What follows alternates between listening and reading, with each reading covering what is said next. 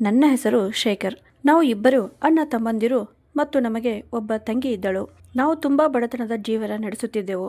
ನಮ್ಮ ತಂದೆ ತೀರಿಕೊಂಡು ಇನ್ನು 1 ವಾರವೂ ಕಳೆದಿರಲಿಲ್ಲ. ಅಷ್ಟರಲ್ಲಿಯೇ ಅಣ್ಣ ಮನೆಯಲ್ಲಿ ಜಗಳ ಮಾಡಲು ಶುರು ಮಾಡಿ ನನಗೆ ಈ ಮನೆಯಲ್ಲಿ ಇರಲು ಇಷ್ಟವಿಲ್ಲ ಎಂದು ಹೇಳತೊಡಗಿದರು. ಅಣ್ಣ ನಮ್ಮ ಮನೆಯ ಪಕ್ಕದಲ್ಲಿಯೇ ಇದ್ದ ಒಂದು ಮನೆಯನ್ನು ಬಾಡಿಗೆಗೆ ತೆಗೆದುಕೊಂಡು ಅಲ್ಲಿಗೆ ಹೋಗಿ ವಾಸಿಸಲು ಶುರು ಮಾಡಿದರು. ಒಂದು ದಿನ ನಾವು ಎಲ್ಲರೂ ಮನೆಯಲ್ಲಿ ಹಸಿವಿನಿಂದ ನರಳುತ್ತಿದ್ದೆವು. ಆಗ ನಾನು ಪಕ್ಕದ ಮನೆಯಲ್ಲಿದ್ದ ಅಣ್ಣನ ಮನೆಗೆ ಊಟ ಕೇಳಲು ಹೋದೆ. ಆದರೆ ಅವರು ನನಗೆ ಬೈದು ಅಲ್ಲಿಂದ ಓಡಿಸಿಬಿಟ್ಟರು. ನಮ್ಮ ಕುಟುಂಬದಲ್ಲಿ ಅವರೊಬ್ಬರನ್ನ ಬಿಟ್ಟರೆ ಬೇರೆ ಯಾರು ದುಡಿಯೋರಿಲ್ಲ ಎಂಬುದು ಅವರಿಗೆ ಚೆನ್ನಾಗಿ ಗೊತ್ತಿತ್ತು. ನಮ್ಮ ತಂದೆಯೂ ತೀರಿಕೊಂಡಿದ್ದರು. ನಾವೆಲ್ಲರೂ ಮುಂದೆ ಅವರಿಗೂ ಮತ್ತು ಅತ್ತಿಗೆಗೂ ಶಾಶ್ವತವಾಗಿ ಹೊರೆಯಾಗಿ ಬಿಡುತ್ತೇವೆಯೋ ಎಂಬ ಭಯ ಅವರಿಗಿತ್ತು. ನಾನು ಶಾಲೆಯನ್ನು ಬಿಟ್ಟು ಹೋಟೆಲಲ್ಲಿ ಸ್ವಚ್ಛಗೊಳಿಸುವ ಕೆಲಸಕ್ಕೆ ಸೇರಿಕೊಂಡೆ. ಅಮ್ಮ ಬಟ್ಟೆಗಳನ್ನು ಹೊಲಿದು ಸಂಪಾದಿಸಿದ ಹಣದಿಂದ ನಾವಿಬ್ಬರು, ಅಂದರೆ ನಾನು ಮತ್ತು ನನ್ನ ತಂಗಿ, ಹೊಟ್ಟೆ ತುಂಬಿಸಿಕೊಳ್ಳುವಂತೆ ನೋಡಿಕೊಳ್ಳುತ್ತಿದ್ದರು. 9 ವರ್ಷಗಳ ನಂತರ ದೇವರು ನನ್ನ ಮೇಲೆ ಎಂತಹ ದೊಡ್ಡ ಕೃಪೆ ತೋರಿದನೆಂದರೆ ನಾನೇ ಒಂದು ಹೋಟೆಲ್ನ ಮಾಲೀಕನಾದೆ. ನಂತರ ನಾನು ನಗರಕ್ಕೆ ಸ್ಥಳಾಂತರಗೊಂಡೆ. ಒಂದು ದಿನ ನನ್ನ ಹೋಟೆಲ್ನಲ್ಲಿ ಕೆಲಸ ಕೇಳಿಕೊಂಡು ಒಬ್ಬ ವ್ಯಕ್ತಿ ಬಂದನು. ಆದರೆ ಆ ಬಡ ವ್ಯಕ್ತಿಯ ಮುಖವನ್ನ ನೋಡಿದ ತಕ್ಷಣ ನನ್ನ ಕಣ್ಣುಗಳು ಆಶ್ಚರ್ಯದಿಂದ ಅಗಲವಾದವು. ಏಕೆಂದರೆ ಆ ವ್ಯಕ್ತಿ ಬೇರೆ ಯಾರೂ ಆಗಿರಲಿಲ್ಲ. ನಮ್ಮ ತಂದೆಗೆ ಕಾಯಿಲೆ ಬಂದು ಆಗ 3 ತಿಂಗಳು ಕಳೆದಿತ್ತು. ಆ 3 ತಿಂಗಳಲ್ಲಿ ನಗುತ್ತಾ ಸಂತೋಷದಿಂದ ಇದ್ದ ನಮ್ಮ ಮನೆ ಸ್ಮಶಾನದಂತೆಯೇ ಮೌನವಾಗಿ ಬಿಟ್ಟಿತ್ತು. ನಮ್ಮ ತಂದೆ ಇಡೀ ಬಡಾವಣೆಯಲ್ಲಿ ತಮ್ಮ ಗಂಭೀರವಾದ ಧ್ವನಿ ಮತ್ತು ನಗುವಿಗಾಗಿ ಪ್ರಸಿದ್ಧರಾಗಿದ್ದರು. ಆದರೆ ಈಗ ಅವರು ಕೇವಲ ಮೂಳೆಗಳ ಚೌಕಟ್ಟಿನಂತಾಗಿ ಹಾಸಿಗೆಯಲ್ಲಿಯೇ ಮಲಗುವಂತಾಗಿದ್ದರು. ಅವರ ದೇಹ ದಿನದಿಂದ ದಿನಕ್ಕೆ ಒಣಗುತ್ತಾ ಹೋಗುತ್ತಿತ್ತು. ಅವರ ಮೈಬಣ್ಣವು ತುಂಬಾ ಹಳದಿಯಾಗಿ ಬಿಟ್ಟಿತ್ತು.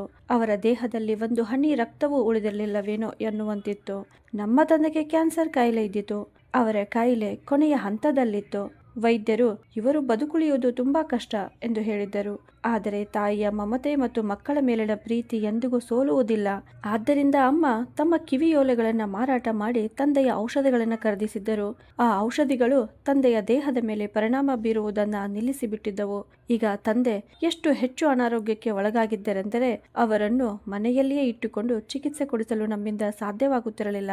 ಮನೆಯಲ್ಲಿ ನನ್ನ ತಂದೆ ತಾಯಿಯ ಜೊತೆಗೆ ನಾನು, ನನ್ನ ಚಿಕ್ಕ ತಂಗಿ ಅಕ್ಷತಾ ಮತ್ತು ನನ್ನ ದೊಡ್ಡ ಅಣ್ಣ ಸುಮಂತ್ ವಾಸಿಸುತ್ತಿದ್ದೆವು. ಅಣ್ಣ ಈ ಮನೆಯಲ್ಲಿ ಇದ್ದಾನೋ ಇಲ್ಲವೋ ಎಂಬುದು ಬೇರೆ ವಿಷಯ. ಹೇಳಿಕೊಳ್ಳುವುದಕ್ಕೆ ಅವರು ನಮ್ಮ ಕುಟುಂಬದ ಸದಸ್ಯರಾಗಿದ್ದರು. ಮನೆಯಲ್ಲಿಯೇ ಹಿರಿಯರಾಗಿದ್ದರು. ತಂದೆಯ ನಂತರ ಅವರೇ ನಮ್ಮನ್ನ ನೋಡಿಕೊಳ್ಳಬೇಕಾಗಿತ್ತು. ಆದರೆ ಸುಕನ್ಯಾ ಅತ್ತಿಗೆಯನ್ನ ಮದುವೆಯಾದ ನಂತರದಿಂದ ನಮ್ಮ ತಂದೆಗೆ ಮೊದಲಿನಿಂದಲೂ ತಮ್ಮ ಮಕ್ಕಳು ಚೆನ್ನಾಗಿ ಓದಿ ಜೀವನದಲ್ಲಿ ದೊಡ್ಡ ಯಶಸ್ಸು ಪಡೆಯಬೇಕು ಎಂಬುದು ಆಸೆ ಇದ್ದಿತು. ಅವರು ನನ್ನ ತಂಗಿ ಅಕ್ಷತಾಳಿಗೂ ನನ್ನ ಅಕ್ಷತಾ ಮಗಳನ್ನು ನಾನು ಅಷ್ಟು ಚೆನ್ನಾಗಿ ಓದಿಸುತ್ತೇನೆ ಅಂದರೆ ಒಂದು ದಿನ ಅವಳು ಡಾಕ್ಟರ್ ಆಗುತ್ತಾಳೆ. ಆಗ ನಾನೇ ಅವಳ ಬಳಿಗೆ ರೋಗಿಯಾಗಿ ಹೋಗಿ ನನ್ನ ಚಿಕಿತ್ಸೆಯನ್ನು ಮಾಡಿಸಿಕೊಳ್ಳುತ್ತೇನೆ ಎಂದು ಹೇಳುತ್ತಿದ್ದರು. ತಂದೆಯ ಈ ಮಾತುಗಳನ್ನು ಕೇಳಿ ಅಕ್ಷತಾ ತುಂಬಾ ಸಂತೋಷ ಪಡುತ್ತಿದ್ದಳು. ನಮ್ಮ ತಂದೆಯ ಆದಾಯ ಅಷ್ಟೇನೂ ಹೆಚ್ಚಿರಲಿಲ್ಲ. ಆದರೂ ತಮ್ಮ ಕಡಿಮೆ ಆದಾಯದಲ್ಲಿಯೇ ಕುಟುಂಬವನ್ನ ನಡೆಸುತ್ತಿದ್ದರು ಮತ್ತು ನಮಗೆ ಉತ್ತಮ ಶಿಕ್ಷಣ ಕೊಡಿಸುತ್ತಿದ್ದರು. ಅಣ್ಣ ಕೂಡ ಖಾಸಗಿ ಶಾಲೆಯಲ್ಲಿ ಓದುತ್ತಿದ್ದರು. ನಂತರ ಅವರು ಕಾಲೇಜಿಗೆ ಸೇರಿದರು. ಅಲ್ಲಿ ಅವರಿಗೆ ಸುಕನ್ಯಾ ಅತ್ತಿಗೆಯ ಪರಿಚಯವಾಯಿತು. ಸುಕನ್ಯಾ ಅತ್ತಿಗೆ ಮತ್ತು ಅಣ್ಣನ ನಡುವೆ ಒಳ್ಳೆಯ ಸ್ನೇಹ ಬೆಳೆದಿತ್ತು. ಅಣ್ಣ ಕೆಲವೊಮ್ಮೆ ಸುಕನ್ಯಾ ಅತ್ತಿಗೆಯನ್ನ ನಮ್ಮ ಮನೆಗೂ ಕರೆದುಕೊಂಡು ಬರುತ್ತಿದ್ದರು. ಅವರು ಒಬ್ಬ ಯುವತಿಯನ್ನು ಮನೆಗೆ ಏಕೆ ಕರೆದುಕೊಂಡು ಬರುತ್ತಾರೆ ಎಂಬುದಕ್ಕೆ ನಮ್ಮಲ್ಲಿ ಯಾರಿಗೂ ಯಾವುದೇ ಆಕ್ಷೇಪ ಇರಲಿಲ್ಲ. ಬದಲಾಗಿ ನಾವೆಲ್ಲರೂ ಅವರ ಸ್ನೇಹವನ್ನ ಮೆಚ್ಚುತ್ತಿದ್ದೆವು. ಅಣ್ಣ ಯಾವಾಗಲೂ ಸುಕನ್ಯಾ ನನ್ನ ಬೆಸ್ಟ್ ಫ್ರೆಂಡ್ ಅಷ್ಟೇ, ಬೇರೆ ಏನೂ ಇಲ್ಲ ಅಂತ ಹೇಳುತ್ತಿದ್ದರು. ನಾವು ಅವರ ಮಾತನ್ನ ಸುಲಭವಾಗಿ ನಂಬುತ್ತಿದ್ದೆವು. ಆ ಸಮಯದಲ್ಲಿ ನನಗೆ 12 ವರ್ಷ ವಯಸ್ಸಾಗಿತ್ತು. ನನ್ನ ತಂಗಿಗೆ 10 ವರ್ಷ. ನಾವು ಅನಾವಶ್ಯಕ ವಿಷಯಗಳ ಕಡೆ ಗಮನ ಕೊಡದೆ ಹೆಚ್ಚಾಗಿ ನಮ್ಮ ಓದಿನ ಕಡೆ ಗಮನ ಹರಿಸುತ್ತಿದ್ದೆವು. ಅಣ್ಣನ ಓದು ಮುಗಿದ ತಕ್ಷಣ ನನ್ನ ತಂದೆ ತಾಯಿಗೆ ಈಗ ಅಣ್ಣ ಯಾವುದಾದರೂ ಒಳ್ಳೆಯ ಕೆಲಸಕ್ಕೆ ಸೇರಿಕೊಳ್ಳುತ್ತಾನೆ ಎಂಬ ನಿರೀಕ್ಷೆ ಇದ್ದಿತು. ಅದಕ್ಕಾಗಿ ತಂದೆ ಪದೇ ಪದೇ ಅಣ್ಣನಿಗೆ, ಮಗನೇ, ನಿನ್ನ ಕೆಲಸಕ್ಕಾಗಿ ಎಲ್ಲಿಯಾದರೂ ಅರ್ಜಿ ಹಾಕು ಎಂದು ಹೇಳುತ್ತಿದ್ದರು.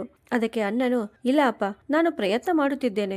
ನೀವು ನನಗೆ ಆಶೀರ್ವಾದ ಮಾತ್ರ ನೀಡಿ, ನನ್ನ ಜೀವನ ಶೀಘ್ರದಲ್ಲಿಯೇ ಬದಲಾಗಲಿದೆ ಎಂದು ಹೇಳುತ್ತಿದ್ದರು. ಅಣ್ಣನ ಮಾತುಗಳನ್ನು ಕೇಳಿ ನನ್ನ ಅಮ್ಮ ಅಪ್ಪ ತುಂಬಾ ಸಂತೋಷ ಪಡುತ್ತಿದ್ದರು. ಅವರು ಅಣ್ಣನಿಗೆ ಆಶೀರ್ವಾದ ನೀಡಿ, ದೇವರು ನಿನ್ನನ್ನು ಯಾವಾಗಲೂ ಯಶಸ್ವಿಯಾಗಿರಿಸಲಿ ಎಂದು ಹೇಳುತ್ತಿದ್ದರು. ಅಪ್ಪ ಯಾವಾಗಲೂ ನನ್ನ ಮಕ್ಕಳು ಚೆನ್ನಾಗಿ ಓದಿ ಜೀವನದಲ್ಲಿ ಯಶಸ್ವಿಯಾಗುತ್ತಾರೆ, ಅವರು ನನ್ನ ಬಡತನವನ್ನ ದೂರ ಮಾಡುತ್ತಾರೆ, ಆಗ ನನಗೆ ನಾನು ಪಟ್ಟ ಕಷ್ಟಕ್ಕೆ ಫಲ ಸಿಕ್ಕಂತಾಗುತ್ತದೆ, ನನ್ನ ಮಕ್ಕಳನ್ನು ಬೆಳೆಸಲು ನಾನು ಮಾಡಿದ ಪರಿಶ್ರಮಕ್ಕೆ ಅದೇ ಪ್ರತಿಫಲ ಎಂದು ಹೇಳುತ್ತಿದ್ದರು. ಅದು ನಿಜವೂ ಆಗಿತ್ತು. ಅಪ್ಪ ನಮ್ಮನ್ನ ಬೆಳೆಸಲು ತುಂಬಾ ಕಷ್ಟಪಡುತ್ತಿದ್ದರು. ಅಪ್ಪ ಮೊದಲಿನಿಂದಲೂ ಬಡವರಾಗಿದ್ದರು. ಅವರು ಸಾಮಾನ್ಯ ಕೂಲಿ ಕಾರ್ಮಿಕರಾಗಿದ್ದರು. ಕೂಲಿ ಕೆಲಸ ಮಾಡಿಕೊಂಡು ಹಗಲು ರಾತ್ರಿ ತಮ್ಮ ದೇಹವನ್ನ ದುಡಿಮೆಗೆ ಒಡ್ಡಿ ನಮ್ಮನ್ನ ಬೆಳೆಸಿದ್ದರು. ನಮ್ಮ ಹೊಟ್ಟೆ ತುಂಬಿಸುತ್ತಿದ್ದರು. ನಮಗೆ ಒಳ್ಳೆಯ ಶಿಕ್ಷಣ ಕೊಡಿಸಿದ್ದರು. ಅಣ್ಣನಿಗೆ ಕೆಲಸ ಸಿಕ್ಕ ತಕ್ಷಣ ಅವನ ಸಂಪಾದನೆಯ ಹಣದಿಂದ ಮನೆಯ ಪರಿಸ್ಥಿತಿ ಸುಧಾರಿಸುತ್ತದೆ ಎಂದು ಅಪ್ಪ ಭಾವಿಸಿದ್ದರು. ಆದರೆ ಹಾಗೆ ಆಗಲಿಲ್ಲ. ಕ್ರಮೇಣ ಅಪ್ಪನ ಆರೋಗ್ಯ ಹದಗೆಡತೊಡಗಿತು. ಅವರು ಕೆಲಸಕ್ಕೆ ಹೋಗುವುದನ್ನ ನಿಲ್ಲಿಸಿದರು. ಆದರೂ ತಮ್ಮ ಅನಾರೋಗ್ಯದ ಸ್ಥಿತಿಯಲ್ಲಿಯೂ ಕೆಲವೊಮ್ಮೆ ಕೆಲಸಕ್ಕೆ ಹೋಗುತ್ತಿದ್ದರು. ತಾವು ಕಡಿಮೆ ಊಟ ಮಾಡುತ್ತಿದ್ದರು. ಆದರೆ ನಮಗೆ ಮಾತ್ರ ಹೊಟ್ಟೆ ತುಂಬಾ ಊಟ ಮಾಡಿಸುತ್ತಿದ್ದರು. ಅಪ್ಪನಿಗೆ ಅಣ್ಣನ ಮೇಲೆ ತುಂಬಾ ನಿರೀಕ್ಷೆಗಳಿದ್ದವು. ಏಕೆಂದರೆ ಅಣ್ಣನ ವಿದ್ಯಾಭ್ಯಾಸ ಈಗಾಗಲೇ ಮುಗಿದಿತ್ತು. ಇನ್ನು ಮುಂದೆ ಅಣ್ಣನೇ ಇಡೀ ಮನೆಯ ಜವಾಬ್ದಾರಿಯನ್ನ ತನ್ನ ಕೈಗೆ ತೆಗೆದುಕೊಳ್ಳಬೇಕು ಎಂದು ಅಪ್ಪ ಬಯಸಿದ್ದರು. ಆದರೆ ಅಣ್ಣ ಹಾಗೆ ಮಾಡಲಿಲ್ಲ. ಒಂದು ದಿನ ಅಣ್ಣ ತುಂಬಾ ಸಂತೋಷದಿಂದ ಮನೆಗೆ ಬಂದರು. ಅಮ್ಮ ನನ್ನ ತಬ್ಬಿಕೊಂಡು, ಇವತ್ತು ನಾನು ತುಂಬಾ ಸಂತೋಷವಾಗಿದ್ದೇನೆ ಅಮ್ಮ ಎಂದು ಹೇಳಿದರು.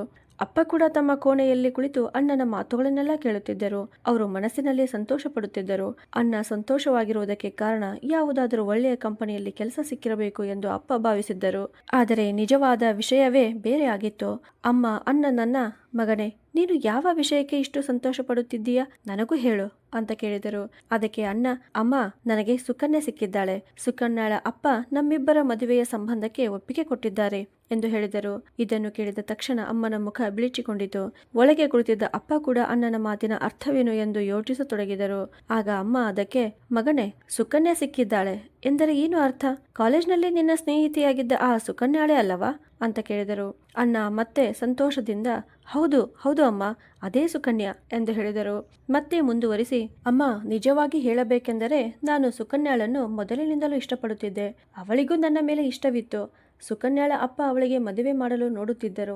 ಆದರೆ ಸುಕನ್ಯಾ ತನ್ನ ಮನೆಯಲ್ಲಿ ನನ್ನ ಬಗ್ಗೆ ಬೇಗನೆ ಹೇಳಿಬಿಟ್ಟಳು. ಅವಳ ಮಾತನ್ನು ಕೇಳಿದ ನಂತರ ಅವಳ ಅಪ್ಪ ಮೊದಲು ನಿರಾಕರಿಸಿ ನಿನ್ನ ಮದುವೆಯನ್ನು ಅವನ ಜೊತೆ ಮಾಡಿಸುವುದಿಲ್ಲ ಎಂದು ಹೇಳಿದರು. ಆದರೆ ಅವರು ನನ್ನನ್ನು ಭೇಟಿಯಾದಾಗ ಮತ್ತು ನನ್ನನ್ನು ನೋಡಿದಾಗ ಮೊದಲ ನೋಟದಲ್ಲಿಯೇ ಅವರಿಗೆ ನಾನು ಇಷ್ಟವಾಗಿ ಬಿಟ್ಟೆ. ಆಮೇಲೆ ಏನಾಯ್ತು ಗೊತ್ತಾ ಎಂದು ಅಣ್ಣ ಕೇಳಿದರು.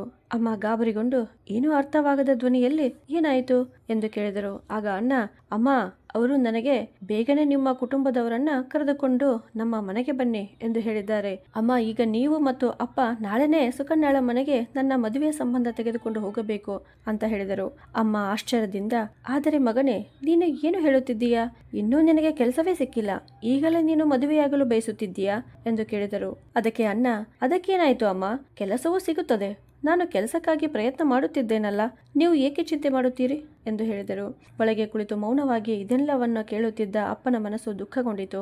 ತಮ್ಮ ಮಗನ ಬಾಯಿಯಿಂದ ಕೆಲಸ ಸಿಕ್ಕಿರುವ ಸಂತೋಷದ ಸುದ್ದಿಯನ್ನು ಕೇಳಲು ಕಾತುರದಿಂದ ಕಾಯುತ್ತಿದ್ದ ಅಪ್ಪ ಈಗ ತಮ್ಮ ನೋವನ್ನ ಹೃದಯದಲ್ಲಿ ಅದುಮಿಕೊಂಡು ನಗಲು ಪ್ರಯತ್ನಿಸಿದರು. ಆದರೆ ಅವರ ನಗುವಿನಲ್ಲಿ ಇರಬೇಕಾದ ಸಂತೋಷ ಮತ್ತು ನೆಮ್ಮದಿ ಇರಲಿಲ್ಲ. ಅಮ್ಮ ಅಪ್ಪನ ಕೋಣೆಗೆ ಹೋದರು ಮತ್ತು ಅವರಿಗೆ ಎಲ್ಲವನ್ನ ಹೇಳಲು ಪ್ರಯತ್ನಿಸಿದರು. ಆಗ ಅಪ್ಪ ಕೈ ಎತ್ತಿ ಅಮ್ಮನಿಗೆ, ಸುಮಂತ್ ಹೇಳಿದ ಮಾತುಗಳನ್ನೆಲ್ಲ ನಾನು ಕೇಳಿಸಿಕೊಂಡಿದ್ದೇನೆ. ನಾನು ಮಲಗಿರಲಿಲ್ಲ, ಎಚ್ಚರವಾಗೇ ಇದ್ದೆ. ಈಗ ನಮ್ಮ ಮಗ ಆ ಹುಡುಗಿಯನ್ನು ಇಷ್ಟಪಟ್ಟಿದ್ದಾನೆ. ಹಾಗಾಗಿ ಅವನು ಹೇಳಿದಂತೆಯೇ ನಾವು ಮಾಡಬೇಕಾಗುತ್ತದೆ ಎಂದು ಹೇಳಿದರು. ಅದಕ್ಕೆ ಅಮ್ಮ, ಆದರೆ ಅವನಿಗೆ ಇನ್ನೂ ಕೆಲಸವೇ ಸಿಕ್ಕಿಲ್ಲ. ನಮ್ಮ ಮನೆಯ ಪರಿಸ್ಥಿತಿಯು ಅವನ ಮದುವೆ ಮಾಡುವಷ್ಟು ಚೆನ್ನಾಗಿಲ್ಲ. ನಿಮ್ಮ ಆರೋಗ್ಯವೂ ಸರಿಯಿಲ್ಲ. ಮದುವೆ ಮಾಡಲು ನಮ್ಮ ಬಳಿ ಹಣವೂ ಇಲ್ಲ. ಮೊದಲು ಸುಮಂತ್ ಆ ಹುಡುಗಿ ತನ್ನ ಸ್ನೇಹಿತೆ ಎಂದು ಹೇಳುತ್ತಿದ್ದ.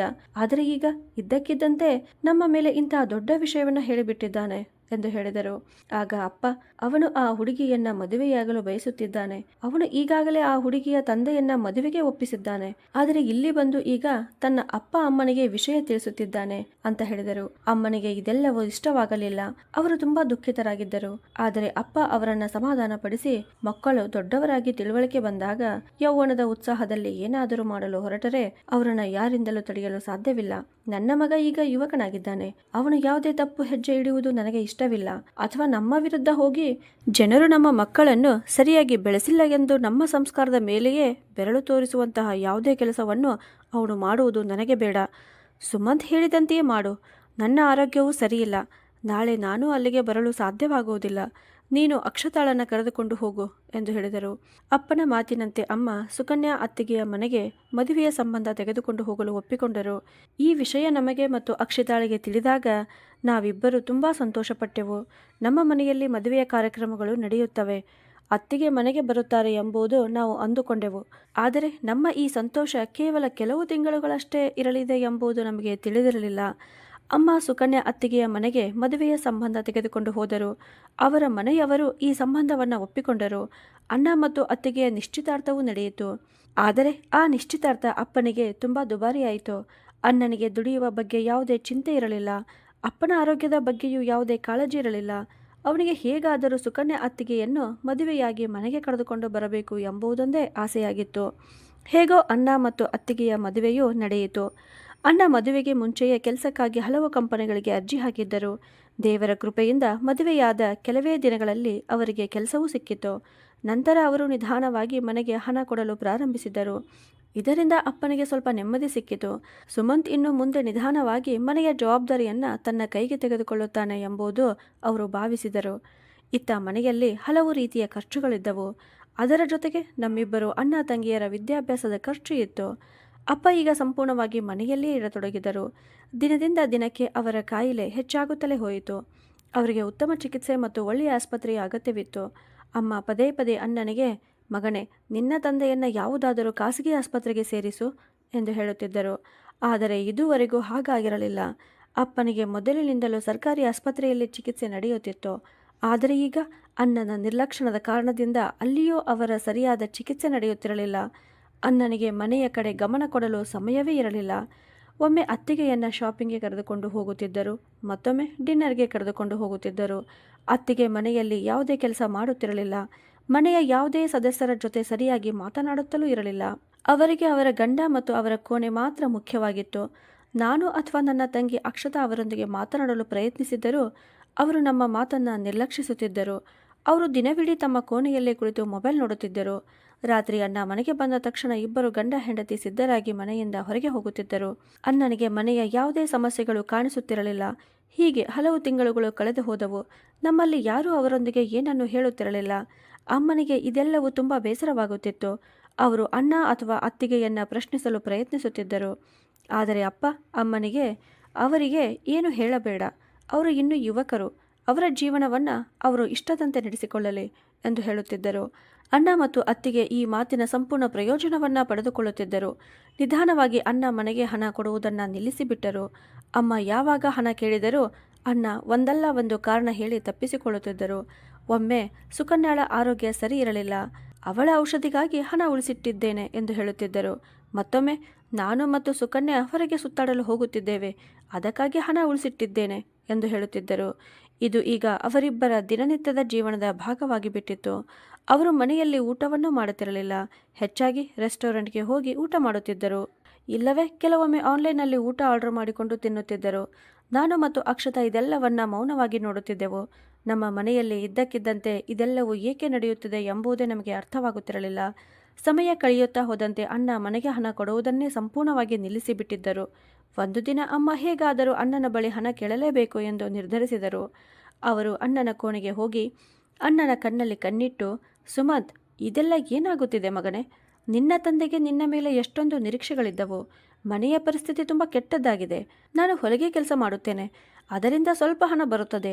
ಅದರಲ್ಲಿ ಮಕ್ಕಳಿಗೆ ಊಟ ಕೊಡುತ್ತೇನೆ. ಇಲ್ಲದಿದ್ದರೆ ಅವರಿಗೆ ಬರೀ ಅನ್ನ ಸಾರು ಕೊಟ್ಟು ದಿನ ಕಳೆಯಬೇಕಾಗುತ್ತದೆ. ನಿನ್ನ ತಂದೆಯ ಔಷಧಿಗಳಿಗೂ ಹಣದ ಅಗತ್ಯವಿದೆ. ನಿನ್ನ ಬಳಿ ಸಾಕಷ್ಟು ಹಣ ಇರುತ್ತದೆ ಮಗನೇ. ನಿನ್ನ ಹೆಂಡತಿ ಪ್ರತಿದಿನ ಹೊಸ ಹೊಸ ಬಟ್ಟೆಗಳನ್ನು ಧರಿಸುತ್ತಾಳೆ. ನೀವಿಬ್ಬರು ಹೊರಗೆ ಸುತ್ತಾಡಲು ಹೋಗುತ್ತೀರಿ, ಹೊರಗೆ ಊಟ ಮಾಡುತ್ತೀರಿ. ಆದರೆ ನಿನ್ನ ಕುಟುಂಬಕ್ಕಾಗಿ ಮಾತ್ರ ನಿನ್ನ ಬಳಿ ಹಣವಿಲ್ಲವೇ ಅಂತ ಕೇಳಿದರು. ಅಮ್ಮನ ಈ ಮಾತುಗಳನ್ನು ಕೇಳಿ ಅಣ್ಣ ಏನೂ ಮಾತನಾಡಲಿಲ್ಲ. ಆದರೆ ಅತ್ತಿಗೆಯ ಕೋಪ ಮಾತ್ರ ನೆತ್ತಿಗೇರಿತ್ತು. ಅತ್ತಿಗೆ ಜೋರಾಗಿ ಅಳಲು ಪ್ರಾರಂಭಿಸಿ, ನೋಡು ಸುಮಂತ್, ನಿನ್ನ ಅಮ್ಮನ ಗಮನ ಯಾವಾಗಲೂ ನನ್ನ ಮೇಲೆ ಇರುತ್ತದೆ. ನಾನು ಏಕೆ ಚೆನ್ನಾಗಿ ತಿನ್ನುತ್ತೇನೆ, ಏಕೆ ಚೆನ್ನಾಗಿ ಬಟ್ಟೆ ಧರಿಸುತ್ತೇನೆ, ಏಕೆ ನಿನ್ನ ಜೊತೆ ಸಂತೋಷವಾಗಿದ್ದೇನೆ ಎಂಬುದನ್ನೇ ಅವರು ನೋಡುತ್ತಿರುತ್ತಾರೆ. ನಾನು ಸಂತೋಷವಾಗಿರುವುದನ್ನು ಇವರಿಗೆ ಸಹಿಸಲು ಆಗುವುದಿಲ್ಲ.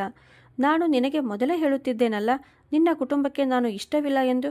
ಇವತ್ತು ನಿನ್ನ ಅಮ್ಮನ ಬಾಯಿಂದಲೇ ಎಲ್ಲವನ್ನು ಕೇಳಿದ್ದೀಯಲ್ಲ ಎಂದು ಹೇಳಿದಳು. ಅತ್ತಿಗೆ ಈ ಮಾತುಗಳನ್ನು ಕೇಳಿದ ಅಣ್ಣ ಅವರು ಹೇಳಿದ ಪ್ರತಿಯೊಂದು ಮಾತನ್ನು ನಿಜವೆಂದು ನಂಬಿಬಿಟ್ಟರು. ಆಗ ಅಮ್ಮನಿಗೆ ಅಣ್ಣನು, ಇಂದಿನಿಂದ ನಾನು ಈ ಮನೆಯಲ್ಲಿ ಇರುವುದಿಲ್ಲ.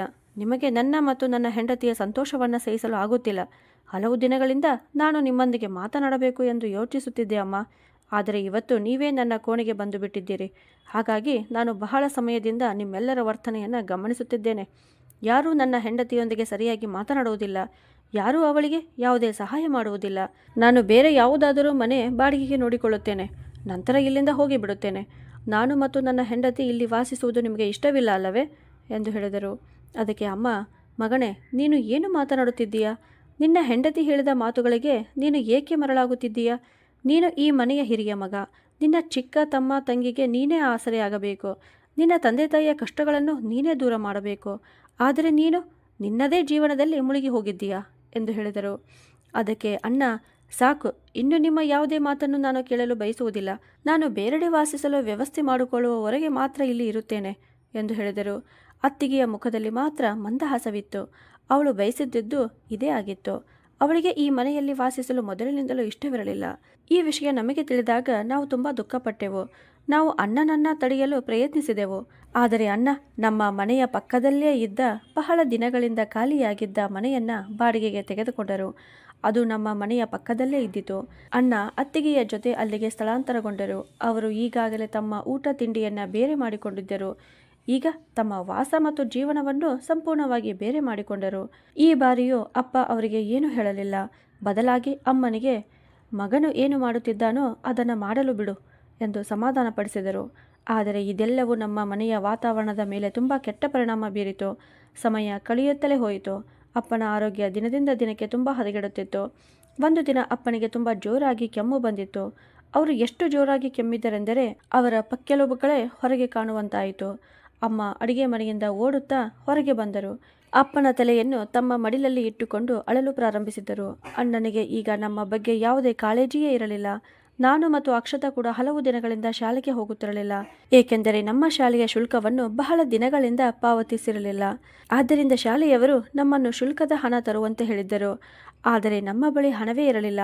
ಅಮ್ಮ ನನ್ನನ್ನು ನೋಡಿ, ನೋಡು ಶೇಖರ್ ಮಗನೇ, ನಿನ್ನ ತಂದೆಗೆ ಏನಾಗಿದೆ? ಅವರ ಉಸಿರು ಸರಿಯಾಗಿ ಬರುತ್ತಿಲ್ಲ ಎಂದು ಹೇಳಿದರು. ನಾನು ನೋಡಿದಾಗ ಅಪ್ಪನ ಕಣ್ಣುಗಳು ಮೇಲಕ್ಕೆ ಹೋಗುತ್ತಿದ್ದವು. ನಾನು ತಕ್ಷಣ ನೀರಿನ ಲೋಟವನ್ನು ತೆಗೆದುಕೊಂಡು ಅವರ ತುಟಿಗಳಿಗೆ ಹಿಡಿದೆ. ಆದರೆ ಅವರು ಒಂದು ಗುಡುಕನ್ನು ಕುಡಿಯಲು ಸಾಧ್ಯವಾಗಲಿಲ್ಲ. ಅಮ್ಮ ಜೋರಾಗಿ ಕೂಗುತ್ತಾ, ಶೇಖರ್ ಮಗನೇ, ಬೇಗ ನಿನ್ನ ಸುಮಂತ್ ಅಣ್ಣನ ಬಳಿ ಹೋಗು. ಅವನಿಗೆ ಹೇಳು, ಕಾರಿನಲ್ಲಿ ನಿನ್ನ ತಂದೆಯನ್ನು ಆಸ್ಪತ್ರೆಗೆ ಕರೆದುಕೊಂಡು ಹೋಗಲು ಎಂದು ಹೇಳಿದರು. ನಾನು ಬರಿಗಾಲಿನಲ್ಲಿ ಓಡುತ್ತಾ ಅಣ್ಣನ ಮನೆಗೆ ಹೋದೆ. ಅಣ್ಣನ ಮನೆಯ ಬಾಗಿಲನ್ನು ಜೋರಾಗಿ ಬಡಿದೆ. ಒಳಗಿನಿಂದ ಅತ್ತಿಗೆಯ ಧ್ವನಿ ಕೇಳಿಸಿತು. ಈ ಸಮಯದಲ್ಲಿ ಯಾರು? ಏಕೆ ನಮ್ಮ ನೆಮ್ಮದಿಯನ್ನು ಹಾಳು ಮಾಡುತ್ತಿದ್ದೀಯಾ ಅಂತ. ನಾನು ಅಳುತ್ತಾ, ಅತ್ತಿಗೆ, ಅಪ್ಪನ ಆರೋಗ್ಯ ತುಂಬ ಹದಗೆಟ್ಟಿದೆ, ಅಣ್ಣನನ್ನು ಕರೆಯಿರಿ ಎಂದು ಹೇಳಿದೆ. ಆಗ ಅಣ್ಣ ಹೊರಗೆ ಬಂದರು. ಅವರ ಮುಖದಲ್ಲಿ ಕೋಪ ಎದ್ದು ಕಾಣುತ್ತಿತ್ತು. ನನ್ನನ್ನು ನೋಡಿ, ಏನು ಸಮಸ್ಯೆ ಶೇಖರ್? ನಾನು ಮಧ್ಯಾಹ್ನ ಮಲಗುತ್ತೇನೆ ಎಂಬುದು ನಿನಗೆ ಗೊತ್ತಿಲ್ಲವೇ ಎಂದು ಕೇಳಿದರು. ನಾನು ಅವರ ಕಾಲುಗಳನ್ನು ಹಿಡಿದುಕೊಂಡು, ಅಣ್ಣ, ಅಪ್ಪನ ಉಸಿರು ನಿಲ್ಲುವಂತಾಗಿದೆ. ದಯವಿಟ್ಟು ನಿಮ್ಮ ಕಾರನ್ನು ತೆಗೆದುಕೊಂಡು ಬನ್ನಿ. ಅಪ್ಪನನ್ನು ಆಸ್ಪತ್ರೆಗೆ ಕರೆದುಕೊಂಡು ಹೋಗಿ, ಇಲ್ಲದಿದ್ದರೆ ಅವರು ಸಾಯುತ್ತಾರೆ ಎಂದು ಬೇಡಿಕೊಂಡೆ. ಅಣ್ಣ ನನ್ನ ಕೈಯನ್ನು ಜೋರಾಗಿ ಕೊಡವಿ, ನನ್ನ ಕಾರಿನಲ್ಲಿ ಪೆಟ್ರೋಲ್ ಇಲ್ಲ, ನನ್ನ ಆರೋಗ್ಯವೂ ಸರಿಯಿಲ್ಲ, ನೀನು ಹೊರಗೆ ಹೋಗಿ ಯಾವುದಾದರೂ ಆಟೋ ನೋಡಿಕೋ ಎಂದರು. ಆಗ ನಾನು, ಅಣ್ಣ, ಆಟೋ ಚಾಲಕ ಅಷ್ಟು ದೂರ ಬರಲು ಒಪ್ಪುವುದಿಲ್ಲ, ನಮ್ಮ ಬಳಿ ಅಷ್ಟು ಹಣವೂ ಇಲ್ಲ ಎಂದೆ. ಅಣ್ಣ ತಣ್ಣನೆಯ ನಿಟ್ಟುಸಿರು ಬಿಟ್ಟು, ಅದಕ್ಕೆ ನಾನೇನು ಮಾಡಲಿ? ನಾನು ನಿಮ್ಮೆಲ್ಲರ ಜೊತೆಗಿನ ಸಂಬಂಧವನ್ನೇ ಮುಗಿಸಿಕೊಂಡಿದ್ದೇನೆ. ನನ್ನ ಕಾರನ್ನು ಕಳುಹಿಸಿ ನಿಮ್ಮ ತಂದೆಗೆ ಚಿಕಿತ್ಸೆ ಕೊಡಿಸಬೇಕಾ? ಆ ಕಾರನ್ನು ನನಗೆ ನನ್ನ ಮಾವ ಕೊಟ್ಟಿದ್ದಾರೆ ಎಂಬುದು ನಿನಗೆ ಗೊತ್ತಲ್ಲ. ಅಪ್ಪನ ಆರೋಗ್ಯ ಹೇಗಿದ್ದರೂ ಸುಧಾರಿಸುವುದಿಲ್ಲ. ವೈದ್ಯರು ಕೂಡ ಈಗಾಗಲೇ ಕೈ ಚೆಲ್ಲಿದ್ದಾರೆ. ಹಾಗಿದ್ದ ಮೇಲೆ ಅವರ ಪ್ರಾಣವನ್ನು ಉಳಿಸಲು ಏಕೆ ಇಷ್ಟ ಕಷ್ಟಪಡುತ್ತಿದ್ದೀರಿ ಎಂದು ಹೇಳಿದರು. ಅಣ್ಣನ ಆ ಮಾತುಗಳು ನನ್ನ ಹೃದಯಕ್ಕೆ ಬಾಣದಂತೆ ಚುಚ್ಚಿದವು. ನಾನು ಅಲ್ಲಿಂದ ತಿರುಗಿ ಮನೆ ಕಡೆಗೆ ಓಡಿದೆ. ಮನೆಗೆ ಬಂದು ನೋಡಿದಾಗ ಅಪ್ಪ ನೋವಿನಿಂದ ನರಳುತ್ತಿದ್ದರು. ಅಮ್ಮ ತಕ್ಷಣ ತಮ್ಮ ತಲೆಯ ಮೇಲೆ ಸೀರೆಯ ಶರಗನ್ನು ಹಾಕಿಕೊಂಡು, ಮಗನೇ, ನಾವು ನಿನ್ನ ಸೈಕಲ್ ಮೇಲೆ ಇವರನ್ನು ಕೂಡಿಸಿಕೊಂಡು ಹೋಗೋಣ. ನಾವು ಯಾರಿಗಾಗಿಯೂ ಕಾಯುವುದಿಲ್ಲ ಎಂದು ಹೇಳಿದರು. ನಾನು ಅಪ್ಪನಿಗೆ ಆಸರೆ ನೀಡಿ ಅವರನ್ನು ಎತ್ತಿದಾಗ ಅವರ ದೇಹ ಎಷ್ಟು ಹಗುರವಾಗಿತ್ತೆಂದರೆ ನಾನು ಬಟ್ಟೆಗಳ ಒಂದು ಮೂಟೆಯನ್ನು ಎತ್ತಿದಂತಾಗಿತ್ತು. ನಾನು ಅಪ್ಪನನ್ನು ಸೈಕಲ್ನ ಕ್ಯಾರಿಯರ್ ಮೇಲೆ ಕೂರಿಸಿದೆ. ಅವರ ಕೈಗಳನ್ನು ನನ್ನ ಸೊಂಟಕ್ಕೆ ಕಟ್ಟಿಸಿದೆ. ಅಮ್ಮ ಹಿಂದಿನಿಂದ ಅಪ್ಪನನ್ನು ಹಿಡಿದುಕೊಂಡು ಕಾಲ್ನಡಿಗೆಯಲ್ಲಿ ಬರತೊಡಗಿದರು. ಸುಡುತ್ತಿದ್ದ ರಸ್ತೆ ಮತ್ತು ಬೆಂಕಿಯನ್ನೇ ಸುರಿಸುವಂತಿದ್ದ ಬಿಸಿಲು ನಮ್ಮೆಲ್ಲರ ಪರೀಕ್ಷೆ ಮಾಡುತ್ತಿತ್ತು. ನಾನು ಸೈಕಲ್ ತುಳಿಯುತ್ತಿದ್ದೆ. ನನ್ನ ಕಣ್ಣೀರು ರಸ್ತೆಯ ಮೇಲೆ ಬೀಳುತ್ತಿತ್ತು. ದಾರಿಯಲ್ಲಿ ಅನೇಕ ಕಾರುಗಳು ಹಾದು ಹೋದವು. ಅನೇಕ ಜನರು ಹಾದು ಹೋದರು. ಆದರೆ ಒಬ್ಬರು ಕೂಡ ಈ ಸ್ಥಿತಿಯಲ್ಲಿ ಒಬ್ಬ ಹುಡುಗ ತನ್ನ ತಂದೆಯನ್ನು ಎಲ್ಲಿಗೆ ಕರೆದುಕೊಂಡು ಹೋಗುತ್ತಿದ್ದಾನೆ ಎಂದು ಕೇಳಲಿಲ್ಲ. ನಾವು ಸರ್ಕಾರಿ ಆಸ್ಪತ್ರೆಗೆ ತಲುಪಿದಾಗ ಅಲ್ಲಿನ ಪರಿಸ್ಥಿತಿಯನ್ನು ನೋಡಿ ನನ್ನ ಧೈರ್ಯವೇ ಕುಸಿದು ಹೋಯಿತು. ಎಲ್ಲೆಡೆ ರೋಗಿಗಳ ನರಳಾಟ ಮತ್ತು ಕಿರುಚಾಟ ಕೇಳಿಸುತ್ತಿತ್ತು. ನರ್ಸ್ಗಳು ಕೋಪದಿಂದ ಅತ್ತಿಂದಿತ್ತ ಓಡಾಡುತ್ತಿದ್ದರು. ನಾನು ಒಬ್ಬ ವಾರ್ಡ್ ಬಾಯ್ನನ್ನು ಕರೆದು, ಅಣ್ಣ, ನನ್ನ ಅಪ್ಪನನ್ನು ನೋಡಿ, ಅವರು ಸಾಯುವ ಸ್ಥಿತಿಯಲ್ಲಿದ್ದಾರೆ ಎಂದು ಹೇಳಿದೆ. ಅವನು ನನ್ನನ್ನು ದಿಟ್ಟಿಸಿ ನೋಡಿ, ಚೀಟಿ ಮಾಡಿಸಿದ್ದೀರಾ ಎಂದು ಕೇಳಿದ. ಇಲ್ಲ, ನಾವು ಈಗಷ್ಟೇ ಬಂದಿದ್ದೇವೆ ಎಂದು ನಾನು ಹೇಳಿದೆ. ಅವನು, ಹಾಗಾದರೆ ಮೊದಲು ಹೋಗಿ ಸಾಲಿನಲ್ಲಿ ನಿಲ್ಲಿ, ಚೀಟಿ ಮಾಡಿಸಿಕೊಳ್ಳಿ, ನಂತರ ವೈದ್ಯರು ನೋಡುತ್ತಾರೆ ಎಂದನು. ನಾನು ಅಪ್ಪನನ್ನು ಅಮ್ಮನ ಬಳಿಯೇ ಬಿಟ್ಟು ಚೀಟಿ ಮಾಡಿಸುವ ಸಾಲಿನಲ್ಲಿ ನಿಂತೆ. ಅಲ್ಲಿ ತುಂಬ ಜನರು ನಿಂತಿದ್ದರು. ನನ್ನ ಸರದಿ ಬರುವಷ್ಟರಲ್ಲಿ 1 ಗಂಟೆ ಕಳೆದು ಹೋಯಿತು. ಚೀಟಿ ತೆಗೆದುಕೊಂಡು ನಾನು ಮರಳಿ ಬಂದಾಗ ಅಪ್ಪ ನೆಲದ ಮೇಲೆ ಮಲಗಿದ್ದರು. ಆಸ್ಪತ್ರೆಯಲ್ಲಿ ಒಂದು ಹಾಸಿಗೆಯೂ ಖಾಲಿ ಇರಲಿಲ್ಲ. ಅಮ್ಮ ತಮ್ಮ ಸೆರಗಿನಿಂದ ಅಪ್ಪನಿಗೆ ಗಾಳಿ ಬೀಸುತ್ತಿದ್ದರು. ಕೊನೆಗೆ ಒಬ್ಬ ಕಿರಿಯ ವೈದ್ಯರು ಬಂದರು. ಅವರು ದೂರದಿಂದಲೇ ಅಪ್ಪನನ್ನು ನೋಡಿ ಮುಖ ಸಿಂಡಿಸಿಕೊಂಡು, ಇವರಿಗೆ ರಕ್ತ ಬೇಕಾಗಿದೆ, ಆದರೆ ನಮ್ಮ ಬಳಿ ರಕ್ತವಿಲ್ಲ, ನೀವು ಇವರನ್ನು ಬೇರೆ ಆಸ್ಪತ್ರೆಗೆ ಕರೆದುಕೊಂಡು ಹೋಗಿ ಎಂದು ಹೇಳಿದರು. ನಾನು ವೈದ್ಯರ ಕಾಲುಗಳನ್ನು ಹಿಡಿದುಕೊಂಡು, ವೈದ್ಯರೇ, ನಾವು ತುಂಬ ಬಡವರು, ನಾವು ಎಲ್ಲಿಗೆ ಹೋಗಬೇಕು ಎಂದು ಕೇಳಿದೆ. ಅವರು ನನ್ನ ಕೈಯನ್ನು ಕೊಡವಿ, ಇಲ್ಲಿ ಜಾಗವಿಲ್ಲ, ಇಲ್ಲಿ ನಿಂತು ಗಲಾಟೆ ಮಾಡಬೇಡಿ, ಇಲ್ಲಿಂದ ಹೊರಡಿ ಎಂದು ಹೇಳಿದರು. ನಾನು ಅಪ್ಪನ ಕಡೆ ನೋಡಿದೆ. ಅವರ ಕಣ್ಣುಗಳಿಂದ ಕಣ್ಣೀರು ಹರಿಯುತ್ತಿತ್ತು. ಬಹುಶಃ ಇಲ್ಲಿ ತಮ್ಮ ಮಗನಿಗೆ ಆಗುತ್ತಿರುವ ಅವಮಾನವನ್ನು ಅವರು ಅರ್ಥ ಮಾಡಿಕೊಳ್ಳುತ್ತಿದ್ದರು. ನಾನು ಹೇಗೋ ಧೈರ್ಯವನ್ನು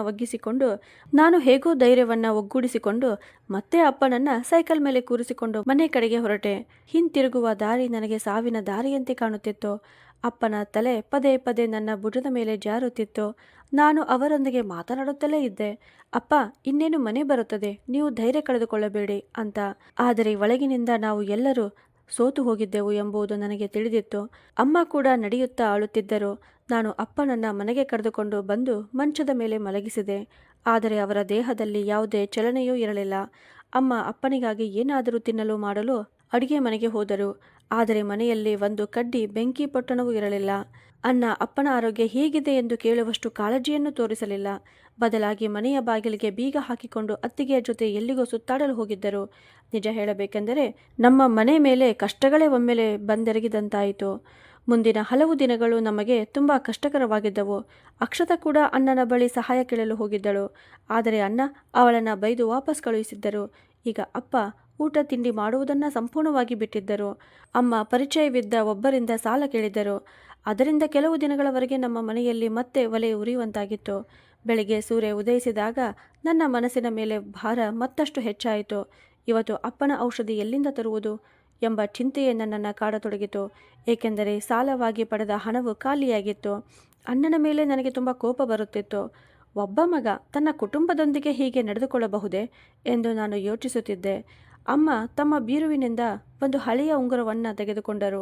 ಅದರ ಮೇಲೆ ಸ್ವಲ್ಪ ಬೆಳ್ಳಿಯ ಕೆಲಸ ಮಾಡಲಾಗಿತ್ತು. ಅವರು, ಮಗನೇ, ಇದನ್ನು ತೆಗೆದುಕೊಂಡು ಹೋಗು, ಅಕ್ಕ ಸಾಲಿಗನಿಗೆ ತೋರಿಸು, ಬಹುಶಃ ಇದರಿಂದ ಏನಾದರೂ ಹಣ ಸಿಗಬಹುದು ಎಂದು ಹೇಳಿದರು. ನಾನು ಆ ಉಂಗುರವನ್ನು ತೆಗೆದುಕೊಂಡು ಮಾರುಕಟ್ಟೆಗೆ ಓಡಿದೆ.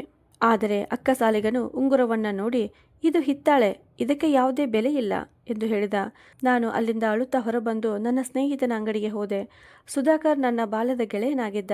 ಅವನ ತಂದೆಗೆ ಒಂದು ಸಣ್ಣ ದಿನಸಿ ಅಂಗಡಿ ಇದ್ದಿತು.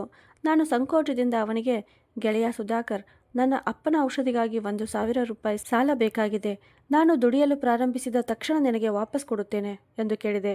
ಸುಧಾಕರ್ ನನ್ನ ಕಡೆ ನೋಡಿ, ಗೆಳೆಯ, ನೀನು ನನಗೆ ಸಹೋದರನಂತಿದ್ದೀಯಾ, ಆದರೆ ನಾನು ಈಗ ಕಷ್ಟದಲ್ಲಿದ್ದೇನೆ. ನೀನು ಹಿಂದೆಯೇ ತೆಗೆದುಕೊಂಡ ಸಾಲವನ್ನು ಇನ್ನೂ ಕೊಟ್ಟಿಲ್ಲ ಎಂದು ಹೇಳಿದ.